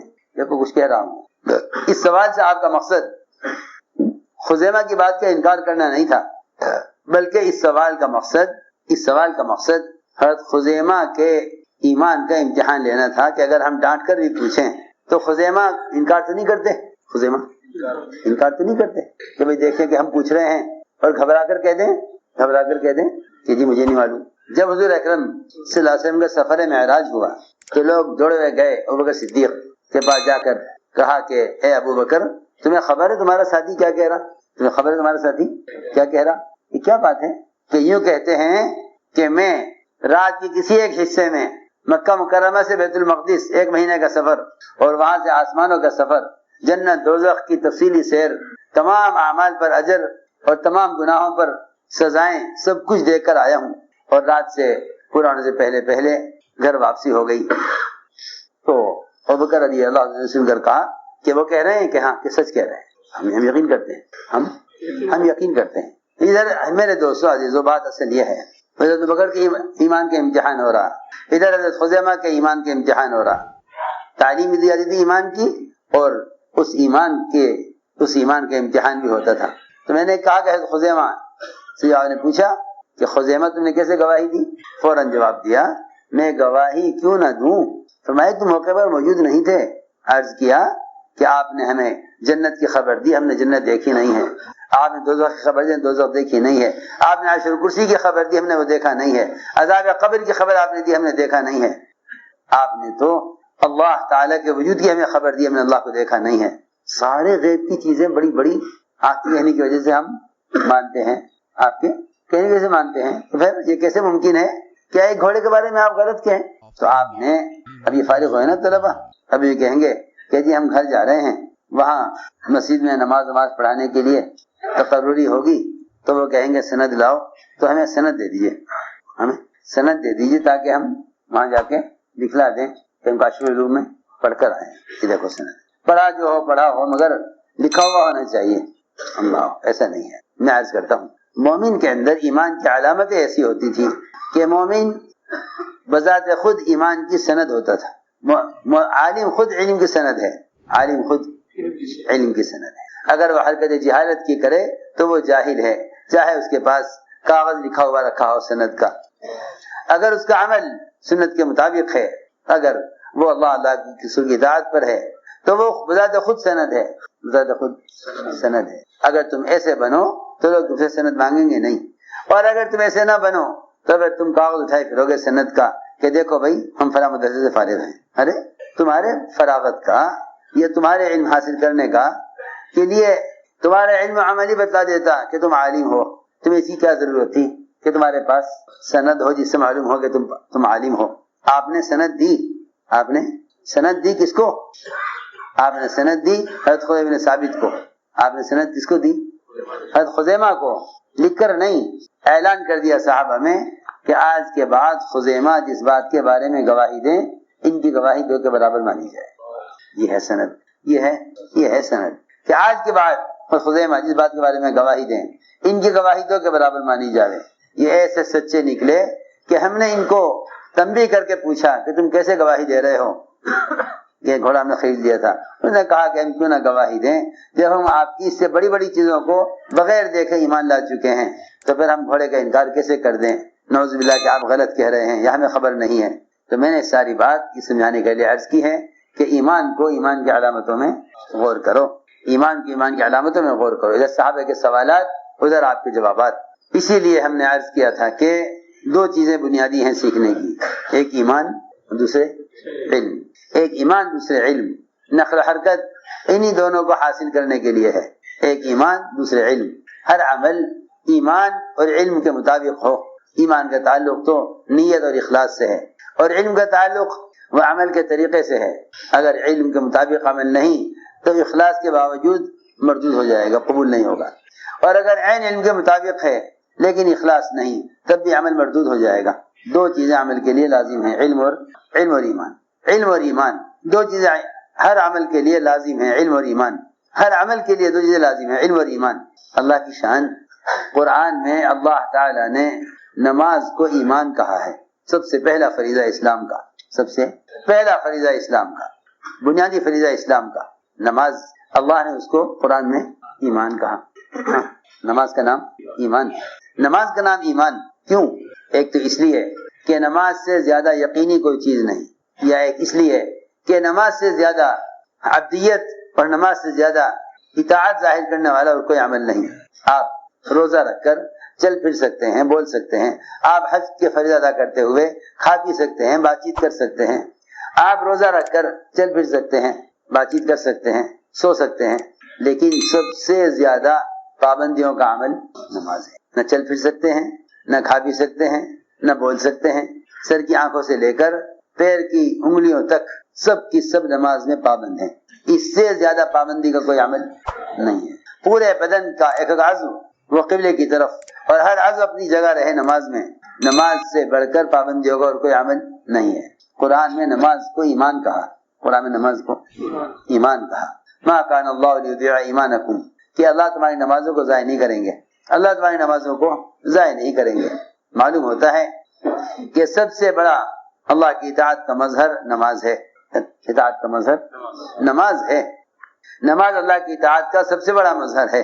لیکن چند چیزیں ایسی ہیں کہ اگر ان کا اہتمام نہ کیا جائے تو نماز جو اسلام کا رکن ہے اور اسلام میں انسان کے سر کا درجہ رکھتا ہے، یہ ہے کہ یہ نماز اگر علم کے مطابق نہیں تو یہ نماز قابل قبول نہیں ہوگی. اس لیے فرمایا کہ نماز سے لے کر حج اور زکوٰۃ اور روزہ تک سارے فرائض کی قبولیت وہ علم پر موقوف ہے. علم پر موقوف ہے. یہ علم پر موقوف ہے. اس لیے فرمایا کہ امت دو چیزوں سے غافل ہے، علم اور ایمان. علم سے کیوں غافل ہے؟ علم سے غافل اس طرح ہے کہ اس زمانے میں مسلمان اس جہالت میں پڑا کہ مسلمان نے ہر چیز کو علم سمجھ لیا. ہر چیز کو جو کچھ سیکھو اسے علم سمجھو. حالانکہ ایسا نہیں ہے. جتنا مسلمان پوری دنیا میں جو کچھ بھی سیکھ رہا ہے ہر سیکھنے والی چیز کو علم کہہ رہا ہے. حالانکہ علم صرف وہ ہے جو ہم سے ہمارا رب چاہتا ہے. علم صرف وہ ہے جو ہم سے ہمارا رب چاہتا ہے. دیکھو بات دھیان سے سننا، ہر سیکھنے والی چیز کا نام علم نہیں، بلکہ علم صرف وہ ہے جو ہم سے ہمارا رب چاہتا ہے اور محمد صلی اللہ علیہ وسلم کے طریقے پر چاہتا ہے. اس لیے ہر چیز کا سیکھنا علم نہیں. ہمیں علم اور جہل کے درمیان فرق معلوم ہونا چاہیے. علم اور جہل کے درمیان فرق معلوم ہونا چاہیے. علم کسے کہتے ہیں, جہل کسے کہتے ہیں. ہمیں علم اور جہل کے درمیان فرق معلوم ہونا چاہیے. ہم اس آدمی کو جاہل کہتے ہیں جس کو 5 تک کی گنتی نہ آتی ہو. 5 تک کی گنتی نہ آتی, ہم اس کو جاہل کہتے ہیں. 5 تک کی گنتی نہ آتی ہو, ہم اس کو جاہل کہتے ہیں. حالانکہ سب سے بڑے عالم امام المحدثین اور سب سے بڑا علم کا حدیث کے علم کا ذخیرہ رکھنے والے ابو ہریرہ, سب سے بڑا علم کا ذخیرہ رکھنے والے ابو ہریرہ, سب سے زیادہ احادیث یاد رکھنے والے, سب سے بڑا خزانہ علم کا ابو ہریرہ کے پاس. حضرت عمر سے کہنے لگے 2 اور 3. حضرت ہمایا یہ 2 3 کیا کرتے ہو, 5 کیوں نہیں کہتے؟ کہنے لگے جی ہمیں تو حساب آتا نہیں. حساب نہیں آتا. اس زمانے میں پڑھا لکھا انہیں کہا جاتا ہے جو دنیا کے فنون سے واقف ہیں, ان کو پڑھا لکھا کہا جاتا ہے. حالانکہ میرے دوستوں عزیزوں, علم اور جہل کا فرق یہ ہے, اس بات کی تحقیق کرنا کہ اللہ کیا چاہتے ہیں علم ہے, اس بات کی تحقیق میں لگنا کہ دنیا کیا چاہتی ہے یہ فن ہے. یہ فن ہے. قبر کے 3 سوالات میں سارا علم ہے. قبر کے 3 سوالات میں سارا علم ہے. قبر کے 3 سوالات میں سارا علم ہے. قبر میں 3 سوالات ہوں گے, من ربک وما دینک وما کنت تقول فی ھذا الرجل, تمہارا دین کیا ہے, تمہارا رب کون ہے, اور تم محمد صلی اللہ علیہ وسلم کو پہچانتے ہو یا نہیں. ہم سمجھتے تھے کہ قبر میں زبان یقین پر چلے گی, معلومات پر نہیں چلے گی. پی ایچ ڈی کرنے والے ہیں نا اسلام پر, پی ایچ ڈی والے بھی کہیں گے ہاں لا ادری, ہم نہیں جانتے. کیونکہ جو آدمی دنیا میں اخلاص کے ساتھ عمل کرے گا, جو آدمی دنیا میں اخلاص کے ساتھ عمل کرے گا وہ قبر میں صحیح جواب دے سکے گا. قبر میں زبان علم پر نہیں چلے گی. قبر میں زبان علم پر نہیں چلے گی. قبر میں زبان علم پر نہیں چلے گی. قبر میں زبان علم پر نہیں چلے گی. جو آدمی اخلاص کے ساتھ عمل میں لگا ہوا ہے دنیا میں, وہ قبر میں جواب صحیح دے سکے گا. وہ قبر میں جواب صحیح, کما تحین و تموتون, کہ تمہاری زندگی جیسی گزری ہوگی, تمہاری قبر کا کے سوال جواب ایسے ہی ہوں گے. اس لیے قبر کے جوابات کا تعلق وہ معلومات سے نہیں ہے. آپ کے پاس دین کی جتنی چاہے معلومات ہو, آپ کے پاس دین کی جتنی چاہے, آپ کے پاس دین کی کتنی معلومات ہو, لیکن قبر میں جو جواب زبان چلے گی معلومات پر نہیں چلے گی. قبر میں جو زبان چلے گی وہ عمل اور یقین پر چلے گی. اس لیے میں نے شروع سے عرض کر رہا ہوں کہ ہر چیز کا اخلاص ہے. ایمان کے اخلاص یہ ہے کہ منکر سے روک دے, نماز کے اخلاص یہ ہے کہ فحش اور برے کاموں سے روک دے. ایسے ہی علم کا بھی اخلاص ہے, علم کا بھی. صحیح حدیث ہے, فرمایا علم 2 قسم کا ہے, زبان کا اور دل کا. علم 2 قسم کا ہے, زبان کا اور دل کا. دل کے علم پر تو سارے اعضاء چلیں گے, اور دل کا علم یہ ہے کہ یہ علم دل میں اللہ کا خوف پیدا کرے. دل میں اللہ کا, جی ہاں, علم اللہ کا خوف پیدا کرے. فرمایا انما یخشى اللہ من عباده العلماء, کہ اس کے سوا کوئی بات نہیں کہ اللہ سے ڈرنے والے صرف علماء ہیں. اگر دل میں علم کے بقدر خشیہ ہے پھر تو یہ عالم ہے, اور اگر دل میں خشیہ نہیں ہے تو پھر کے پاس علم نہیں معلومات ہے. علم نہیں ہے معلومات ہے. کیا فرق ہے بھائی علم اور معلومات میں؟ ارے سنو تو صحیح, آپ تو یوں کہیں گے بھائی جو علم ہے وہی معلوم ہے, جو معلوم ہے وہی علم ہے. ایسا نہیں ہے. حدیث میں علم اور معلومات میں فرق بتایا ہے. حدیث میں علم اور معلومات میں فرق بتایا ہے. علم تو دل کا ہوتا ہے, معلومات دماغ کی ہوتی ہیں, کیونکہ دماغ نقوش کو محفوظ کرتا ہے. عبارتیں یاد ہو جائیں گی, عبارتیں یاد ہو جائیں گی, مفہوم ذہن میں بیٹھ جائے گا. یہ علم کا نقشہ ہے, یہ علم کا نقشہ ہے جس کو تیز دماغ نے محفوظ کر لیا. موسیٰ فرماتے تھے کافر بھی علم حاصل معلومات حاصل کر سکتا ہے, لیکن دل سے اندھا ہے. دل سے اندھا ہے. کیا آپ اگر کوئی کافر کوئی کتاب یاد کر لے تو آپ اس کو عالم کہیں گے؟ بولو تو صحیح.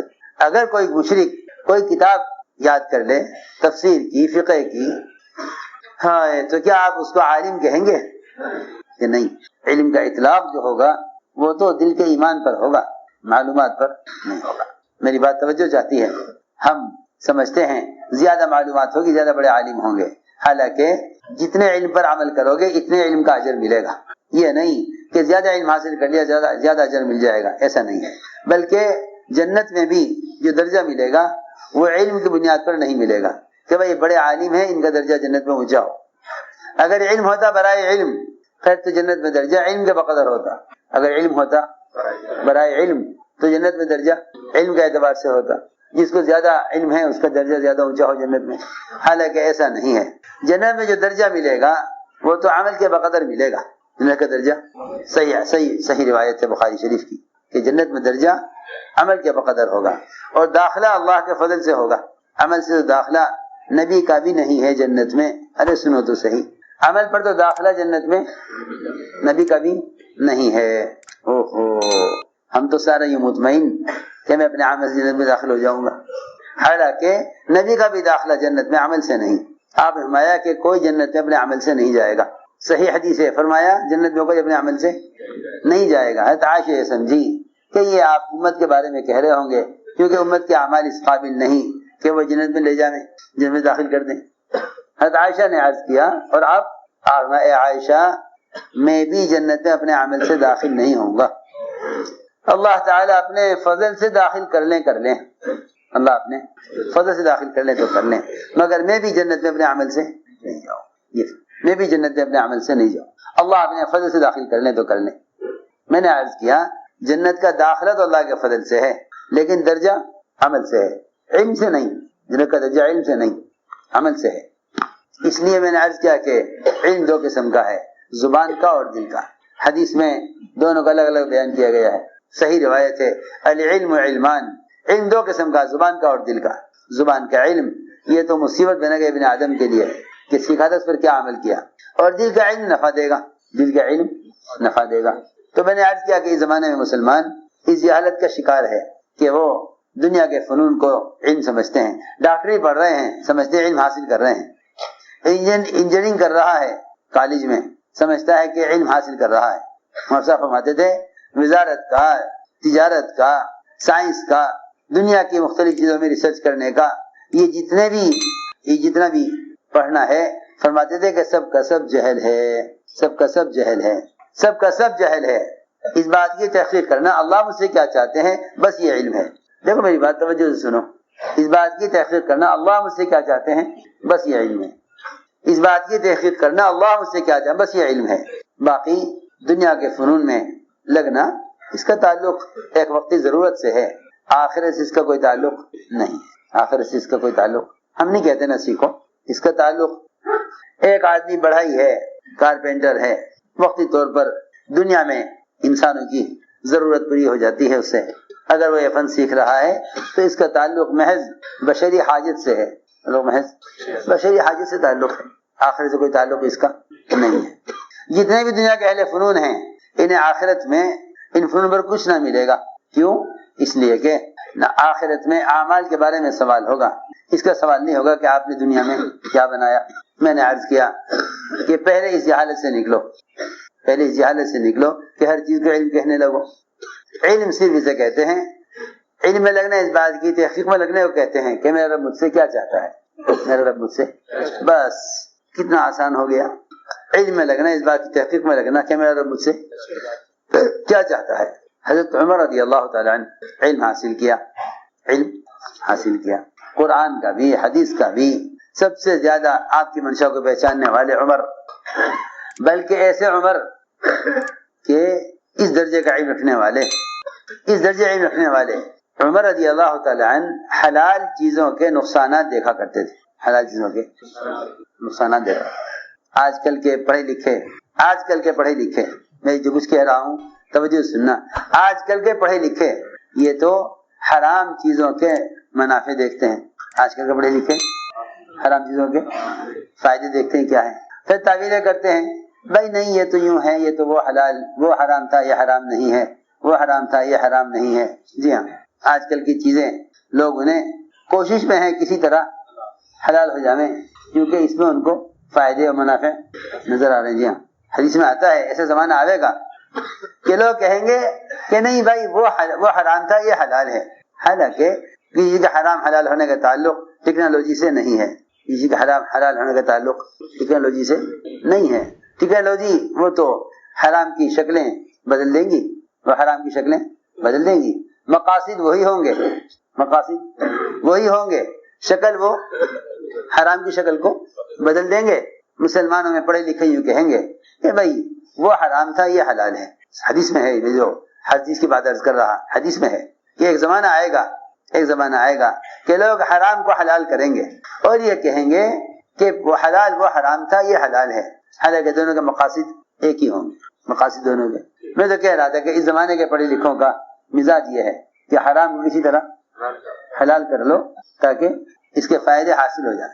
اور عمر رضی اللہ عنہ اس کوشش میں تھے کہ جو چیز حلال ہے اسے حرام کراؤ, جو چیز حلال ہے اس کو حرام کراؤ. پردہ نہیں تھا. حضرت عمر نے عرض کیا کہ یا رسول اللہ سے کہہ کر پردے کا حکم نازل کرائیے. ہم ہے عمر, جب اللہ زیادہ جاننے والے ہیں, اللہ تعالیٰ مسالے سے واقف ہیں, کہ نہیں جی نہیں, آپ اللہ سے کہیے پردے کا حکم نازل ہو جائے. اس لیے کہ لوگوں کی نیتیں خراب, نظریں خراب, منافقین آپ کے پاس آتے ہیں, آپ کے ازواج مطہرات سامنے ہوتی ہیں, یہ بری نظر کے لوگ یہ دیکھتے ہیں حکم پردے کا حکم آنا چاہیے. یعنی جس چیز سے گناہ کے بڑھنے کا خطرہ ہو اور جس چیز سے معاشرے کے بگڑنے کا خطرہ ہو اس کو حلال ہوتے ہوئے حرام کرانا. میں کچھ کہنا چاہتا ہوں, میری بات توجہ چاہتی ہے. آج کل بعض لوگ ایسے ہیں جو ہیں بہت پڑھے لکھے, علم رکھتے ہیں, مگر وہ اس کوشش میں ہیں کہ کسی طرح وہ چیزیں ان چیزوں کا حرام نہ کہا جائے جن چیزوں سے کچھ وقتی فائدے حاصل ہو رہے ہیں.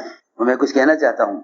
عمر رضی اللہ تعالیٰ عنہ وہ یہ دیکھ رہے کہ معاشرہ کس چیز سے معاشرہ بگڑ رہا ہے, اس کو کسی طرح حرام کرائیں.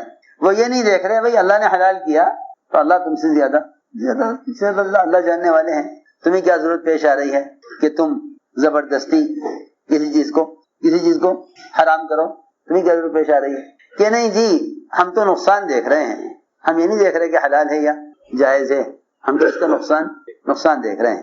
عمر رضی اللہ تعالی عنہ ابھی یہ بات کہہ کے وہاں سے ہٹے نہیں تھے کہ آسمان سے وحی آ گئی. عمر آ جاؤ, اللہ نے تمہاری بات سن لی, لو جی پردے کا حکم آ گیا. پردے کا شراب اللہ تعالیٰ قرآن میں فرما رہے ہیں کہ اس میں بھی نفع ہے شراب میں. اللہ کہہ رہے قرآن میں ساری صحابہ کی تجارت شراب پر, سارے شادیاں شراب پر, بچے کی گھٹی سے لے کر سکرات تک شراب, سوائے چند صحابہ کے جو اپنی عادت کی وجہ سے شراب نہیں پیتے تھے. بہت سے لوگ ہیں پانی نہیں کھاتے, بہت سے لوگ ہیں جو مختلف چیز استعمال نہیں کرتے, اس لیے نہیں کہ حرام ہے, ہمیں عادت نہیں ہے. ایسے ہی بعض صحابہ تھے جو شراب نہیں پیتے تھے, اکثر صحابہ شراب پیتے تھے. عمر رضی اللہ یہ نہیں دیکھا کہ اس کے منافع کیا ہیں اور یہ حلال ہے, بلکہ یہ غور کیا کہ شراب سے نقصان کیا ہے, نقصان کو غور کیا. حلال ہے ٹھیک ہے, لیکن نقصان کیا ہے. جا کے دیکھا کہ ایک صاحب نماز پڑھا رہے اور وہ سورہ کافرون میں گھوم رہے, ختم ہی نہ ہو. روایت میں ہے لا اعبد ما تعبدون, اس میں گھومتے رہے وہ. ہاں کیونکہ شراب پی نہیں تھی, اس کا تھوڑا سا نشہ باقی تھا, اسی میں نماز کا وقت ہو گیا. نماز پڑھائی تو اس میں شراب کے نشے میں قرات صحیح نہیں ہوئی. حضرت نے عرض کیا کہ رسول اللہ نمازیں خراب ہو رہی ہیں. جی ہاں, نمازیں خراب ہو رہی ہیں, اسے شراب کو حرام کرائیے اللہ سے کہہ کر. عمر میں کیسے حرام کروں اس چیز کو جس کو اللہ نے حلال کیا ہے. اللہ زیادہ جانتے ہیں اس کی مسئلہ ہے. اللہ نے شراب کو حلال کیا ہے, میں کیسے حرام کراؤں کہ نہیں جی بڑا نقصان ہو رہا ہے, نمازیں خراب ہو رہی ہیں. اللہ کی شان, حضرت عمر کے چاہنے پر اللہ نے شراب کو حرام کر دیا. میں تو ساری بات اسے سمجھانے کے لیے کہہ رہا تھا کہ عالم اسے کہتے ہیں, عالم اس کو کہتے ہیں جو کسی چیز کے نقصانات کو غور کرے. یعنی یہ بھی حلال ہے, یہ بھی جائز ہے, دین میں تنگی مت کرو, سہولتیں کرو. ہاں یہ نہیں, وہ ہر حلال چیز کے نقصانات دیکھتے تھے اور ہم حرام چیزوں کے فائدے دیکھتے ہیں. جو فائدے دیکھیں گے وہ تعویلیں کریں گے حرام کو حلال کرنے کی, جو نقصان دیکھیں گے وہ کوشش کریں گے. بلکہ یہاں تک آتا ہے روایتوں میں فرمایا حضور اکرم صلی اللہ علیہ وسلم نے کہ تمہیں اپنے اور حرام کے درمیان جائز چیزوں کو بھی چھوڑنے کے لیے دیوار بنانی پڑے گی. جائز چیزوں کو چھوڑنا پڑے گا حلال حرام کے درمیان آڑ پیدا کرنے کے لیے. سنو میں کیا کہہ رہا, بہت سی چیزیں جائز ہوں گی مگر جائز چیزوں کو بھی چھوڑنا پڑے گا. بعض جائز چیزوں کو چھوڑنا پڑتا ہے تاکہ ہمارے حرام کے درمیان آڑ اور رکاوٹ رہے. ہاں بہت سی جائز چیزوں کو چھوڑنا پڑے گا کہ ہاں ٹھیک ہے جائز ہے لیکن اس کو چھوڑنا پڑے گا صرف اس لیے کہ اگر ہم اسے کرتے ہیں تو پھر حرام کے قریب ہو جائیں گے. وہ ہے مشتبہات جن کے بارے میں کوئی کہے حلال ہے، کوئی کہے حرام ہے، کوئی کہے جائز ہے، کوئی کہے ناجائز ہے. آدھے لوگ کہہ رہے جی حلال ہے، آدھے کہہ رہے حرام ہے، ایک کہہ رہا جائز ہے، ایک کہہ رہا ناجائز ہے. کہ جن چیزوں میں جو چیزیں مشتبہ ہیں ان کو چھوڑنا پڑے گا، ان کو چھوڑنا پڑے گا. اللہ نے فرمایا زنا مت کرو، یہ نہیں کہا کہ زنا مت کرو، فرمایا لا تقربوا الزنا، زنا کے قریب نہ جاؤ. تمہیں ایک چیز جائز نظر آتی ہے مگر وہ حرام تک پہنچانے کا سبب بن سکتی ہے اس زمانے میں، تو اس جائز چیز کو حرام سے دور رہنے کے لیے چھوڑنا پڑے گا. آپ دیکھ رہے ہیں آج کل آپ دیکھ رہے ہیں کہ ہو سکتا ہے 100 آدمی میں سے ایک آدمی کو بیماری ہو گئی ہو اور آپ اس سے مسافہ کریں تو آپ کو بیماری ہو سکتا ہے لگ جائے، اس احتمال کی وجہ سے آپ مسافہ نہ کریں. دیکھو تو صحیح، اس زمانے میں لوگ ایک جسمانی بیماری سے بچنے کے لیے مسافے کی سنت کو چھوڑنے کو تیار ہیں، لیکن وہ آلات اور ذرائع جن سے گناہوں کا تقاضا پیدا ہو رہا ہے انہیں چھوڑنے کو تیار نہیں، نہ ان کے خلاف کوئی بولنے کو تیار، نہ ان کو حرام ثابت کرنے کو تیار. اس کوشش میں ہیں کسی طرح حلال ہو جائیں تاکہ مسلمانوں کی ضرورت اس سے پوری ہو جائے. یہ کہنا چاہیے یہ سنتیں چھوڑ دیں گے بیماریوں کا منتقل ہونے کے ڈر سے، مگر ایسے آلات اور ذرائع نہیں چھوڑیں گے جو یقینی طور پر فحش اور گندگی کو پھیلا رہے ہیں، اس کو نہیں چھوڑنے کے. کہ نہیں جی آپ حلال چیز کو حرام مت کیجئے. میری بات سمجھ میں آ رہی؟ ہاں یہ آلات اور ذرائع لوگ ایک اگر استعمال کریں گے کہ بھائی حلال ہے حلال ہے حلال ہے، کیسی عجیب بات ہے. منکرات کے پھیلنے کے آلات کو تو ضرورت سمجھ کر استعمال کر لیں اور بیماری کا ڈر سے کوئی ایک دوسرے کو مسافہ بھی نہ کرے کہ مسافہ نہ کرنا ورنہ بیماری منتقل ہو جائے گی. عجیب بات ہے. حالانکہ منکرات جسمانی بیماریوں سے کہیں زیادہ متعدی ہیں، منکرات جسمانی بیماریوں سے کہیں زیادہ متعدی ہیں. منکرات جسمانی بیماریوں سے کہیں زیادہ اڑ کر لگنے والے منتقل ہونے والے منکرات بہت زیادہ ہیں. جسمانی بیماریاں، اور میں تمہیں کیا بتاؤں، جسمانی بیماریاں جب منتقل ہوتی ہیں جب لوگوں کے گناہ ایک سے ہو جاتے ہیں. جو لوگ اجتماعی طور پر گناہ کریں گے ان کی بیماریاں زیادہ منتقل ہوں گی. اور میں آپ سے یقین طور پر کہہ سکتا ہوں بالکل حلف اٹھا کر کہ جو بیماریاں بڑھی ہیں دنیا میں، یہ بیماریاں منکرات کرنے والوں کے ساتھ اختلاط کرنے سے بڑھی ہیں. یہ بیماریاں منکرات کرنے والوں کے ساتھ اختلاط کرنے سے بڑھی، منکرات کرنے والوں کے ساتھ رہنے سے بیماریاں متعدی ہوتی ہیں. کیونکہ جس منکر کی وجہ سے بیماری پیدا ہوتی ہے، جب ان بیماروں کے ساتھ مل کر آدمی منکرات کو کرتا ہے تب بیماری متعدی ہوتی ہے. ورنہ جو بیماریاں منکرات کرنے والوں کے ساتھ رہنے کی وجہ سے متعدی ہوئی ہیں، لوگ ان بیماریوں کو عبادت پر جمع ہونے پر بھی ان بیماریوں کو متعدی سمجھ بیٹھیں گے. میں کیا کہہ رہا، تو میری بات کی طرف پوری توجہ دینی پڑے گی. جو بیماریاں منکرات کی وجہ سے متعدی ہوئی ہیں، آپ کو بیماریاں عبادات بھی متعدی ہوتی نظر آئیں گی. اس لیے میں نے عرض کیا کہ سب سے زیادہ بیماریوں کا تعدیہ منکرات سے ہوتا ہے. یعنی بیماری جو پھیلتی ہے وہ منکرات سے. دیکھو جانوروں میں سب سے زیادہ بیماری پھیلتی ہے،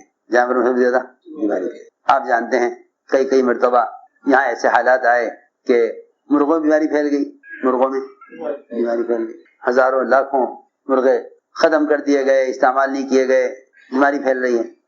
کیونکہ جانور گندگی میں رہتا ہے، اس لیے اس سے بیماری کا پھیلنا زیادہ تیز اور جلدی ہوتا ہے.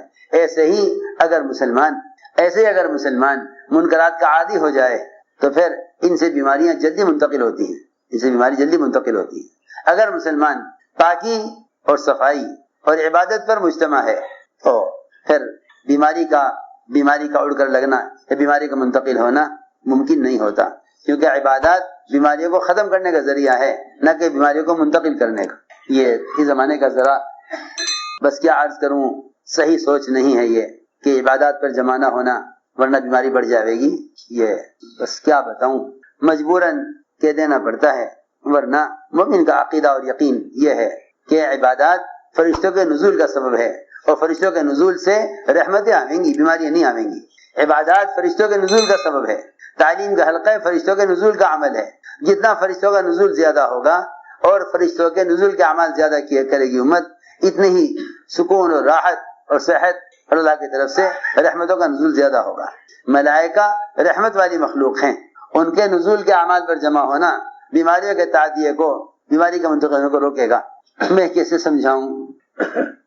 میں تو ساری بات اس پر عرض کر رہا تھا کہ عمر رضی اللہ تعالیٰ جیسا عالم وہ حرام کو حلال کو حرام کرنے کی کوشش میں, ایسا علم حضرت عمر کا روایت کہ اگر ساری دنیا کے علماء کا علم ایک پلڑے میں رکھ دیا جائے اور تنہا عمر کا علم ترازو کے ایک پلڑے میں رکھا جائے, تنہا عمر کا, تو عمر کا علم ساری دنیا کے علماء سے زیادہ ہے. عمر کا علم ساری دنیا کے علماء سے. ایسے عالم کو خیال ہوا کہ قرآن بھی پڑھ لیا, حدیثیں بھی سمجھ لی, اللہ کے نبی صلی اللہ علیہ وسلم کی منشا کو سب زیادہ پہچاننے والے عمر, یہ خیال آیا کہ چلو توریت پڑھ کے دیکھیں اس میں کیا ہے. کیا پڑھیں؟ علم ہے اور ہمارا اس پر ایمان ہے, آسمانی کتاب ہے, اس پر ایمان لانا فرض ہے. جی ہاں, ایمان لانا اس پر فرض ہے, اور وہ بھی حضرت عمر نے عمل کرنے کے لیے نہیں, صرف معلومات حاصل کرنے کے لیے کہ دیکھو تو صحیح کہ حضرت موسیٰ علیہ السلام پر اللہ نے کیا علم نازل کیا تھا. صرف معلومات کے لیے, عمل کرنے کے لیے نہیں, صرف سیکھ لیا. چند اور آپ مل گئے یہود سے, انہیں پڑھا, اس کے کاغذ لپیٹ کر ہاتھ میں لیے ہوئے آپ کے سامنے آئے. فرمایا عمر یہ کیا ہے؟ عرض کیا گیا رسول اللہ میرا دل چاہا کہ اپنی معلومات میں اضافہ کرنے کے لیے اور یہ جاننے کے لیے کہ موسیٰ علیہ السلام پر کو اللہ نے کیا احکام دیے تھے, میرا دل چاہا کہ اپنے علم میں اضافہ کروں کہ توریت ہے یہ, بس اتنا سننا تھا. حضور اکرم صلی اللہ علیہ وسلم سیدھے نمبر پر پہنچ گئے اور آپ کو اتنا غصے میں تھے, آپ کا چہرہ غصے میں سرخ تھا اور آپ کی کیفیت بدل گئی, اور اتنا غصہ آپ کو تھا کہ انصار میں اعلان ہو گیا کہ سب تلواریں لے چلو. سب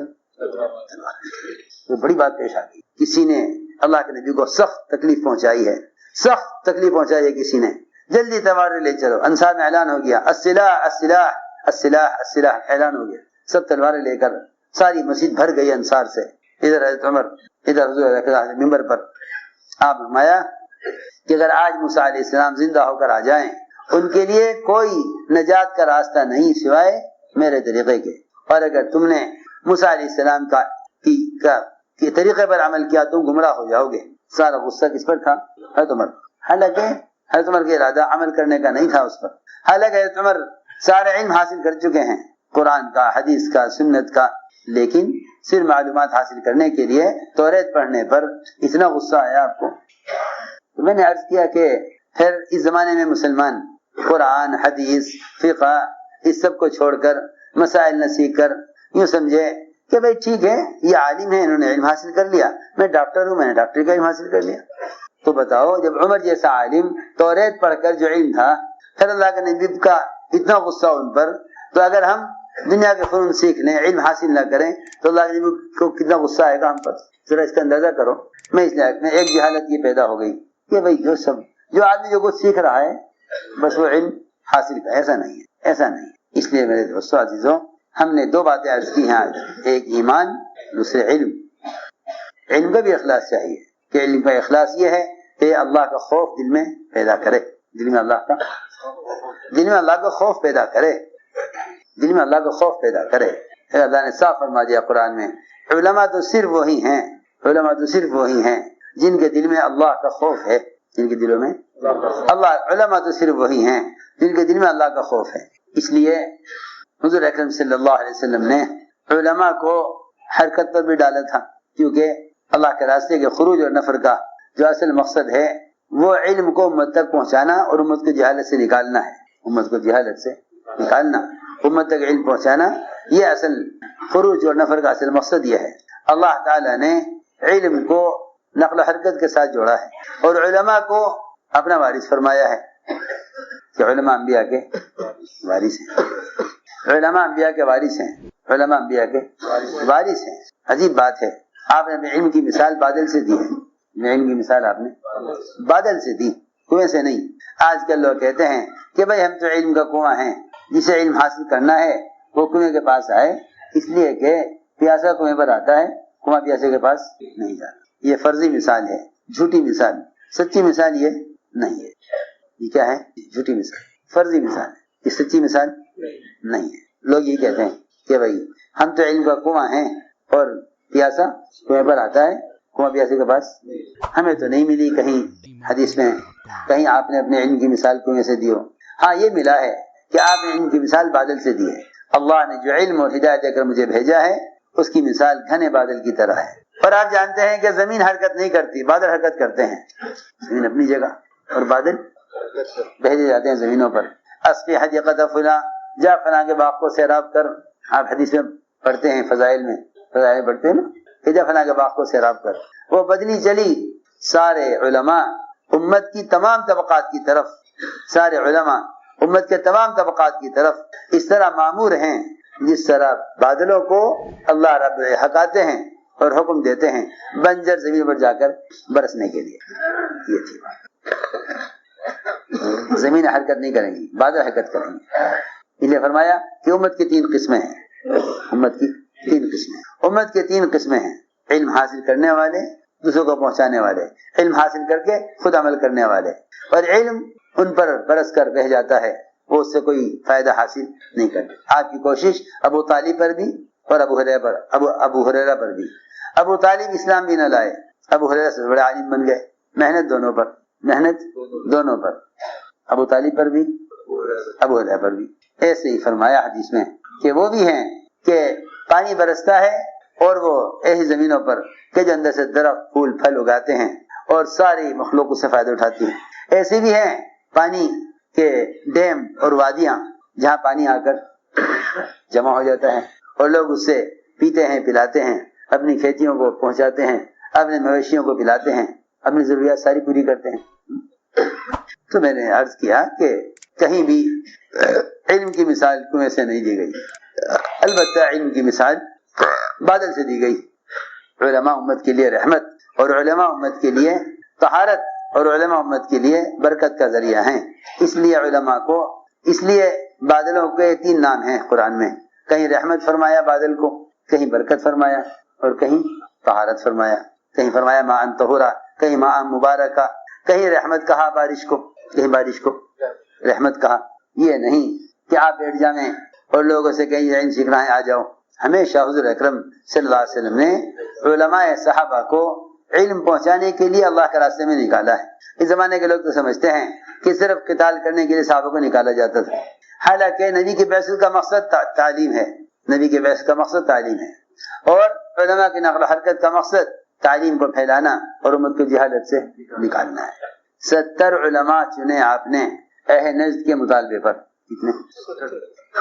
ایک جماعت اہل نجد نے کہا ہمارے یہاں اسلام آ گیا ہے مگر علم نہیں آیا، ہمارے یہاں آپ علماء کی جماعت بھیجیے۔ آپ نے اپنے صحابہ میں سے چنے قراء، علماء، مفتیان کرام، کتنے؟ 70 ایک جماعت پوری مکمل، ایک مکمل جماعت آپ نے بنائی جس میں سب کے سب علماء تھے۔ نہ کوئی ہتھیار دیا انہیں لڑنے کے لیے، نہ انہیں کفار کے مقابلے میں بھیجا جیسا آج کل لوگ سمجھتے ہیں کہ تبلیغ والے صحابہ کے قتال کے فضائل کو تبلیغ میں استعمال کرتے ہیں۔ حالانکہ ہمیں جاننا چاہیے کہ جو نبی کی بعثت کا مقصد ہے وہ صحابہ کے پھرنے کا مقصد ہے۔ 70 علماء صرف علم پہنچانے کے لیے بھیجے گئے۔ اہل نجد نے مطالبہ کیا، اب مجھے اطمینان نہیں اہل نجد پر، مگر کیونکہ وہ علم حاصل کرنے کے لیے ہم سے مطالبہ کر رہے ہیں تو ہمیں علماء کی جماعت بھیجنی چاہیے۔ علماء کی جماعت نکلے 70 صحابہ، بیر معونہ میں 70 کے 70 صحابہ کو شہید کیا گیا۔ کہا ہم تو لڑنے کے لیے نہیں آئے، ہتھیار ہمارے پاس نہیں، ہم تو حضور اکرم صلی اللہ علیہ وسلم کے ایک ضروری کام کے لیے جا رہے ہیں، آپ نے ہمیں اس لیے بھیجا ہے تاکہ وہاں والوں کو علم پہنچائیں۔ لیکن انہوں نے ایک نہ سنی بلکہ سب کو شہید کیا۔ اندازہ کریں آپ، 70 علماء شہید کیے گئے صرف اس لیے علم پہنچانے کے۔ اگر یہ نکلے ہوتے قتال کے لیے یا یہ نکلے ہوتے ہتھیار لے کر تو مقابلہ کرتے، سب نہتے، سب نے کہا ہمارے پاس تو ہتھیار بھی نہیں اور ہم لڑنے کے لیے نہیں آئے، ہم تو جا رہے ہیں اہل نجد کو علم پہنچانے کے لیے۔ سب کو شہید کر دیا گیا۔ یعنی اندازہ کریں کہ سب سے بڑی جماعت بغیر کسی غزوے کے، بغیر کسی معرکے کے، بغیر کسی میدان قتال کے قتل کی گئی ہے صرف علم پہنچانے کے لیے۔ تو میرے دوستو عزیزو اصل بات یہ ہے کہ اس نقل و حرکت کا مقصد امت کو جہالت سے نکالنا ہے. تم علم کو لے کر پھرو، تم علم کو لے کر پھرو. جب تم امت کی جہالت کی حالت کو دیکھو گے تو تم پر علم کے مصارف کھلیں گے. مالدار اگر مال لے کر پھرے غربا میں، اس پر مال کے مصارف کھلیں گے. جی ہاں، جو مالدار فقراء کے درمیان نہیں جاتے ان پر اپنے مال کے مصارف نہیں کھلتے، ان کا مال ضائع ہوتا ہے، ان کا مال ضائع ہوتا ہے. انہیں سمجھ نہیں آتا کہاں خرچ کریں. ایک بڑا مالدار آدمی مرا ہے ایک ملک میں، بڑا مالدار آدمی، بہت بڑا مالدار، بہت مال تھا، کارخانے، فیکٹریاں، بہت کچھ تھا. اولاد کوئی ہوئی نہیں، اولاد کوئی ہوئی نہیں. بیوی پہلے مر گئی، اکیلے رہ گئے. سوچتا رہا مرنے کے وقت کہ اس مال کا کیا کروں. تو ساری فیکٹری، سارا مال، سب کچھ اپنے کتے کے نام کر کے گیا. کس کا نام؟ کہ میرے ساتھ کو میرا کوئی ہے نہیں آگے پیچھے، انہیں کے ساتھ، اسی کے ساتھ زندگی گزری ہے. ہاں ہاں جی ہاں، ساری جائیداد اس کے نام. سوچو تو صحیح، جب وہ مال جسے اللہ کو نفرت ہے، وہ مال جسے اللہ کو نفرت ہے، اگر مسلمان اس مال کو لے کر پھرے لوگوں میں اور مال تقسیم کرے غربا میں، تو اللہ اس کو مال اور زیادہ دے دیتے ہیں، جبکہ اللہ کو مال سے نفرت ہے. تو جو علم اللہ کی ذات سے نکل کر آیا ہے، اگر اسے پہنچائیں گے لوگوں تک تو اللہ کتنے زیادہ دیں گے. جی ہاں، لوگ تو علم کو لے کر پھرنے کو اپنی تعلیم اور علم میں حارج سمجھتے ہیں. کیا سمجھتے ہیں؟ حارج. اس سے حرج ہوگا علم کا. کیسے عجیب سوچ ہے لوگوں کی کہ اگر جماعت میں نکلو گے تو تعلیم کا نقصان ہوگا. ارے جب تم مال خرچ کرتے ہو دوسروں پر جس مال سے اللہ کو نفرت ہے، اللہ اور دے دیتے ہیں، اللہ اور دے دیتے ہیں. قرآن میں بھی ہے، حدیث میں بھی ہے کہ تم خرچ کرو اللہ تمہیں اور زیادہ دیں گے. جس مال سے اللہ کو نفرت ہے، جب وہ مال بڑھ جاتا ہے دوسرے پر خرچ کرنے سے، تو جو علم اللہ کو محبوب ہے وہ کیوں نہیں بڑھے گا دوسرے پر خرچ کرنے سے. لیکن لوگ خروج کو علم حارث سمجھتے ہیں، حالانکہ اس نفر کا مقصد امت تک علم کو پہنچانا اور امت کو جہالت سے نکالنا ہے. یہ علماء کی نقل و حرکت کا اصل مقصد ہے. میں نے تمہاری بات اس پر عرض کی ہے کہ دونوں چیزیں ہیں، علم اور ایمان. ان دونوں فریض پر امت کو لانا ہے کہ ایک تو امت کو ایمان پر لاؤ، دوسرے امت کو علم پر لاؤ. خود بھی علم اور ایمان پر آؤ، اس لیے کہ ان دونوں کے بغیر کسی عمل کا اعتبار نہیں ہے. یہ ہے اس راستے میں نکلنے کا اصل مقصد. اللہ کے راستے کا نفر ہے ہی علم کو پہنچانے کے لیے. اللہ کے راستے کا نفر ہے ہی علم کو پہنچانے کے لیے، کیونکہ جتنے امت پر حالات ہیں عذاب کی شکل میں، وہ سارے حالات جہالت کی وجہ سے ہیں. لوگ دین سے ناواقف ہیں، لوگ دین سے ناواقف ہیں. امت کی جہالت کا سبب ہی یہی ہے، امت کے عذاب کا سبب ہی یہی ہے کہ امت جہالت میں پڑی ہوئی ہے. اس لیے میرے دوستو عزیزو، یہ اس نقل و حرکت کا اصل مقصد ہے. کسی بھی ذریعے سے پیغام پہنچا دینا یہ تبلیغ نہیں ہے. خود جا کر دعوت دینا، خود جا کر دعوت دینا، امر معروف نہی منکر کی فریضے کو ادا کرنے کے لیے اس طرح جسم کا استعمال اصل ہے، جس طرح نماز کے لیے بدن کا استعمال اصل ہے. جیسے نماز کے لیے بدن کا استعمال اصل ہے، اس کا کوئی بدل نہیں ہو سکتا. جیسے عبادت کے لیے بدن کا کوئی متبادل نہیں، اس طرح دعوت دینے کے لیے بھی اپنے بدن کے استعمال کا اور کوئی متبادل نہیں ہے. یہ خیال نکال دو ذہن سے کہ بھئی کسی بھی ذریعے سے دعوت دی جا سکتی ہے اور کسی بھی ذریعے سے دین کا پیغام پہنچایا جا سکتا ہے، کیونکہ مؤثر ہی نہیں ہوگا، مؤثر نہیں ہوگا. میری بات بہت توجہ چاہتی ہے. اس زمانے میں مسلمان کی ساری قوت، وقت اور اس کی جان یہ تو خرچ ہو رہی ہے مال پر، اور مال کا تھوڑا سا حصہ خرچ ہو رہا ہے دین کے شعبوں پر. اور لوگ سمجھتے ہیں کہ مال لگاؤ گے دین پر تو دین کی گاڑی چلتی رہے گی. حالانکہ ایسا نہیں ہے، بلکہ جب تک مسلمان کی جان اور اس کا مال براہ راست مسلمان کو دین پر لانے کے لیے خرچ نہیں ہوگا، اس وقت تک عملی محنت نہیں ہوگی. اس لیے دعوت اور تبلیغ عملی محنت کا نام ہے. دعوت اور تبلیغ عملی محنت کا نام. تو میرے دوستو عزیزو، یہ عزم کرو، ارادے کرو کہ انشاءاللہ ہمیں اپنی ذات سے خود کرنا ہے. ہر ایک کو جا کر خود دعوت دو. ہم بے چین ہوں لوگوں کے پاس جانے کے لیے، اس لیے کہ خود دعوت دیے بغیر ذمہ داری ادا نہیں ہوتی. خود دعوت دیے بغیر یہ اخبار و رسائل اور یہ دنیا جہان کی خرافات جو محض فحش کو پھیلانے کے لیے بنائی گئی ہیں، آپ اس کے ذریعے سے دین کے پیغامات پہنچا کر سمجھیں کہ ہم تبلیغ کا کام کر رہے ہیں. ہرگز نہیں. جو نماز نبی کے طریقے پر نہیں وہ نماز مردود ہے. اور جو دعوت نبی کے طریقے پر نہیں وہ دعوت بے اثر ہے. سیدھی بات ہے، سیدھی بات. جس طرح عبادت کو سنت پر لانا عبادت کی قبولیت کے لیے شرط ہے، ایسے ہی دعوت اللہ کو صحابہ کے طریقے پر لانا یہ ذمہ داری کے ادا ہونے کے لیے شرط ہے. آپ یہ کہہ نہیں سکتے کہ بھائی پھرنا ضروری نہیں، پھرنا کوئی ضروری نہیں، اور بھی ذرائع ہیں دین کے پہنچانے کے. نہیں، اگر کوئی اور ذریعہ سوچو گے تو یہ سوچ خلاف سنت ہوگی. ہماری بات سمجھ میں آ رہی؟ اگر کوئی اور ذریعہ سوچو گے دین کی باتوں کے پہنچانے کا تو یہ سوچ خلاف سنت ہوگی، اور جو عمل خلاف سنت ہے وہ اللہ کے یہاں قابل و قبول نہیں ہے. بس سیدھی بات ہے. کیا بتاؤں، رواجی چیزوں سے اتنی محبت ہو گئی کہ ان کے خلاف سننا بھی برداشت نہیں، خلاف سننا برداشت. جس سے اللہ مجھے معاف کرے، جتنے پڑھے لکھے لوگ ہیں نا ان کا خیال یہ ہے کہ بھئی تبلیغ کا کوئی مخصوص متعین طریقہ نہیں ہے، جس زمانے میں جیسی بھی سہولت ہے ایسے کر لو. ہے تم یوں کہو نا کہ نماز کا کوئی مخصوص طریقہ نہیں، تمہیں جس طرح سہولت ہے اس طرح پڑھ لو.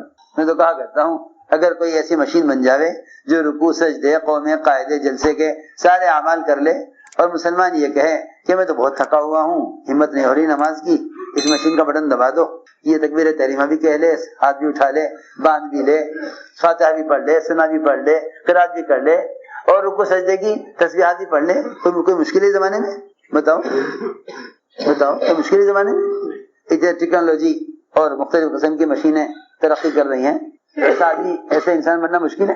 تو تمہاری نماز ادا ہو جائے گی جب تمہارے بدن کا کوئی متبادل نماز کے فریضے کا ادا کرنے کے لیے نہیں تو دعوت کے فریضے کا ادا کرنے کے لیے خارجی چیزیں متبادل کیسے بن سکتی؟ سیدھی بات ہے. کسی ذریعے دین کے بات پہنچانا، گشت کے ذریعے پہنچانا، اس میں رواج اور سنت کا فرق ہے. کسی ذریعے سے دین کی بات پہنچانا اور گشت کے ذریعے پہنچانا، دونوں میں رواج اور سنت کا فرق ہے. بس یہ اتنی بات یاد رکھ. دین کی بات ہے لوگوں تک آلات کے ذریعے پہنچانا اور گشت کے ذریعے پہنچانا، ان دونوں میں رواج اور سنت کا فرق ہے. رواجی طریقے بے اثر ہیں، کوئی اجر بھی نہیں، کوئی اثر بھی نہیں. اور بقول حضرت کے رواجی طریقوں میں تو رواج کی ظلمتیں ہیں، اور سنت کے طریقوں میں سنت کے انوارات، سنت کے طریقوں میں سنت کے انوارات. بس آج بات سمجھ میں آ گئی کہ بھئی پھرنا ہی اصل ہے، پھرنا ہی اصل ہے. تم کسی بھی حال کی وجہ سے پھرنے میں تاخیر نہ کرو، پھرنے کو اصل سمجھو، ورنہ تمہارے دلوں میں اس زمانے میں کام کرنے والوں ہی کے ذریعے سے شیطان یہ وسوسہ پیدا کر دے گا کہ بھئی پھرنا اصل نہیں، اصل تو دین سیکھنا ہے. ہاں میری بات سمجھنا ضروری ہے جو میں کہہ رہا ہوں. شیطان کیا ڈالے گا دماغ میں؟ پھرنا اصل نہیں، اصل تو دین سیکھنا ہے. وہ یہ کہہ کر اللہ کے راستے کے پھرنے کی سنت کو اور اللہ کے راستے میں پھرنے کے حکم کو چھڑوانا چاہتا ہے. اسے معلوم ہے کہ جس کام کو مسلمان خود کرے گا اس کا اثر ہوگا. پھرنا تو بذات خود اللہ کا امر ہے، پھرنا بذات خود اللہ کا امر ہے. حضرت فرماتے تھے اگر پھرنا نہ ہوتا تو میں دنیا میں رہنا پسند نہ کرتا، دنیا میں رہنا پسند، اگر پھرنا نہ ہوتا دنیا میں رہنا پسند نہ کرتا. پھرنا اس لیے ضروری ہے کیونکہ عمل کی مشین اور عمل پیش کرنے والی چیز صرف انسان ہے. کتاب عمل پیش نہیں کر سکتی، کتاب تو عمل کا طریقہ بتائے گی، کتاب عمل کا طریقہ بتائے. کتاب نہ وہ ناہی ہے نہ وہ عامر ہے، نہ وہ منکر سے روکنے والی ہے اور نہ وہ معروفات کو کرانے والی ہے. وہ تو اصل میں کتاب جو ہے وہ تذکیر کا ذریعہ نہیں ہے، کتاب تو تعلیم کا ذریعہ ہے، کتاب تعلیم کا ذریعہ ہے مگر تذکیر کا ذریعہ کتاب نہیں ہے. تذکیر تو مسلمان کا اپنا عمل ہے. حکم ذکر آپ خود یاد دلائیے لوگوں کو، آپ کتاب میں لکھ کر بتا دیں کہ یوں یوں ہے، یہ تذکیر کا طریقہ نہیں ہے. تذکیر کا جو امر ہے وہ کس کے لیے ہے؟ نبی کے لیے ہے.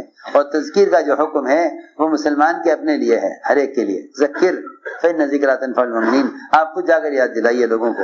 اس لیے لوگوں کو بھلائی کا حکم کرنا، برائی سے روکنا، اس کا تعلق تحریر سے یا تقریر سے یا کسی کتاب و رسالے سے نہیں ہے، بلکہ امر معروف اور نہی منکر جو دعوت کا خلاصہ ہے، یہ ذمہ داری ادا نہیں ہوتی جب تک خود جا کر دعوت نہ دی جائے. بس عزم کر لو کہ انشاءاللہ ہمیں اس بنیاد پر محنت کرنی ہے. اس کے لیے سب سے پہلے علماء ہی قدم اٹھائیں. ہم نے تو عرض کیا کہ دور صحابہ کی طرح علماء علم کو لے کر پھریں تو سارے عالم سے جہالت ختم ہو. اس کے لیے سب سے پہلے علماء قدم اٹھائیں. جو علماء ماشاءاللہ سال لگائے ہوئے ہیں وہ عرب سال میں آپ کو پیش کریں. جو علماء سال کے لیے آئے ہیں وہ سال پیش کریں. جو 4 ماہ لگائے ہوئے ہیں وہ کھلے خرچ کے ساتھ باہر کے ملکوں کے لیے اپنے آپ کو پیش کریں. جی بتائیں 5 ماہ کے لیے کتنا خرچ؟ کھلا خرچ، ماشاءاللہ اللہ قبول فرمایا.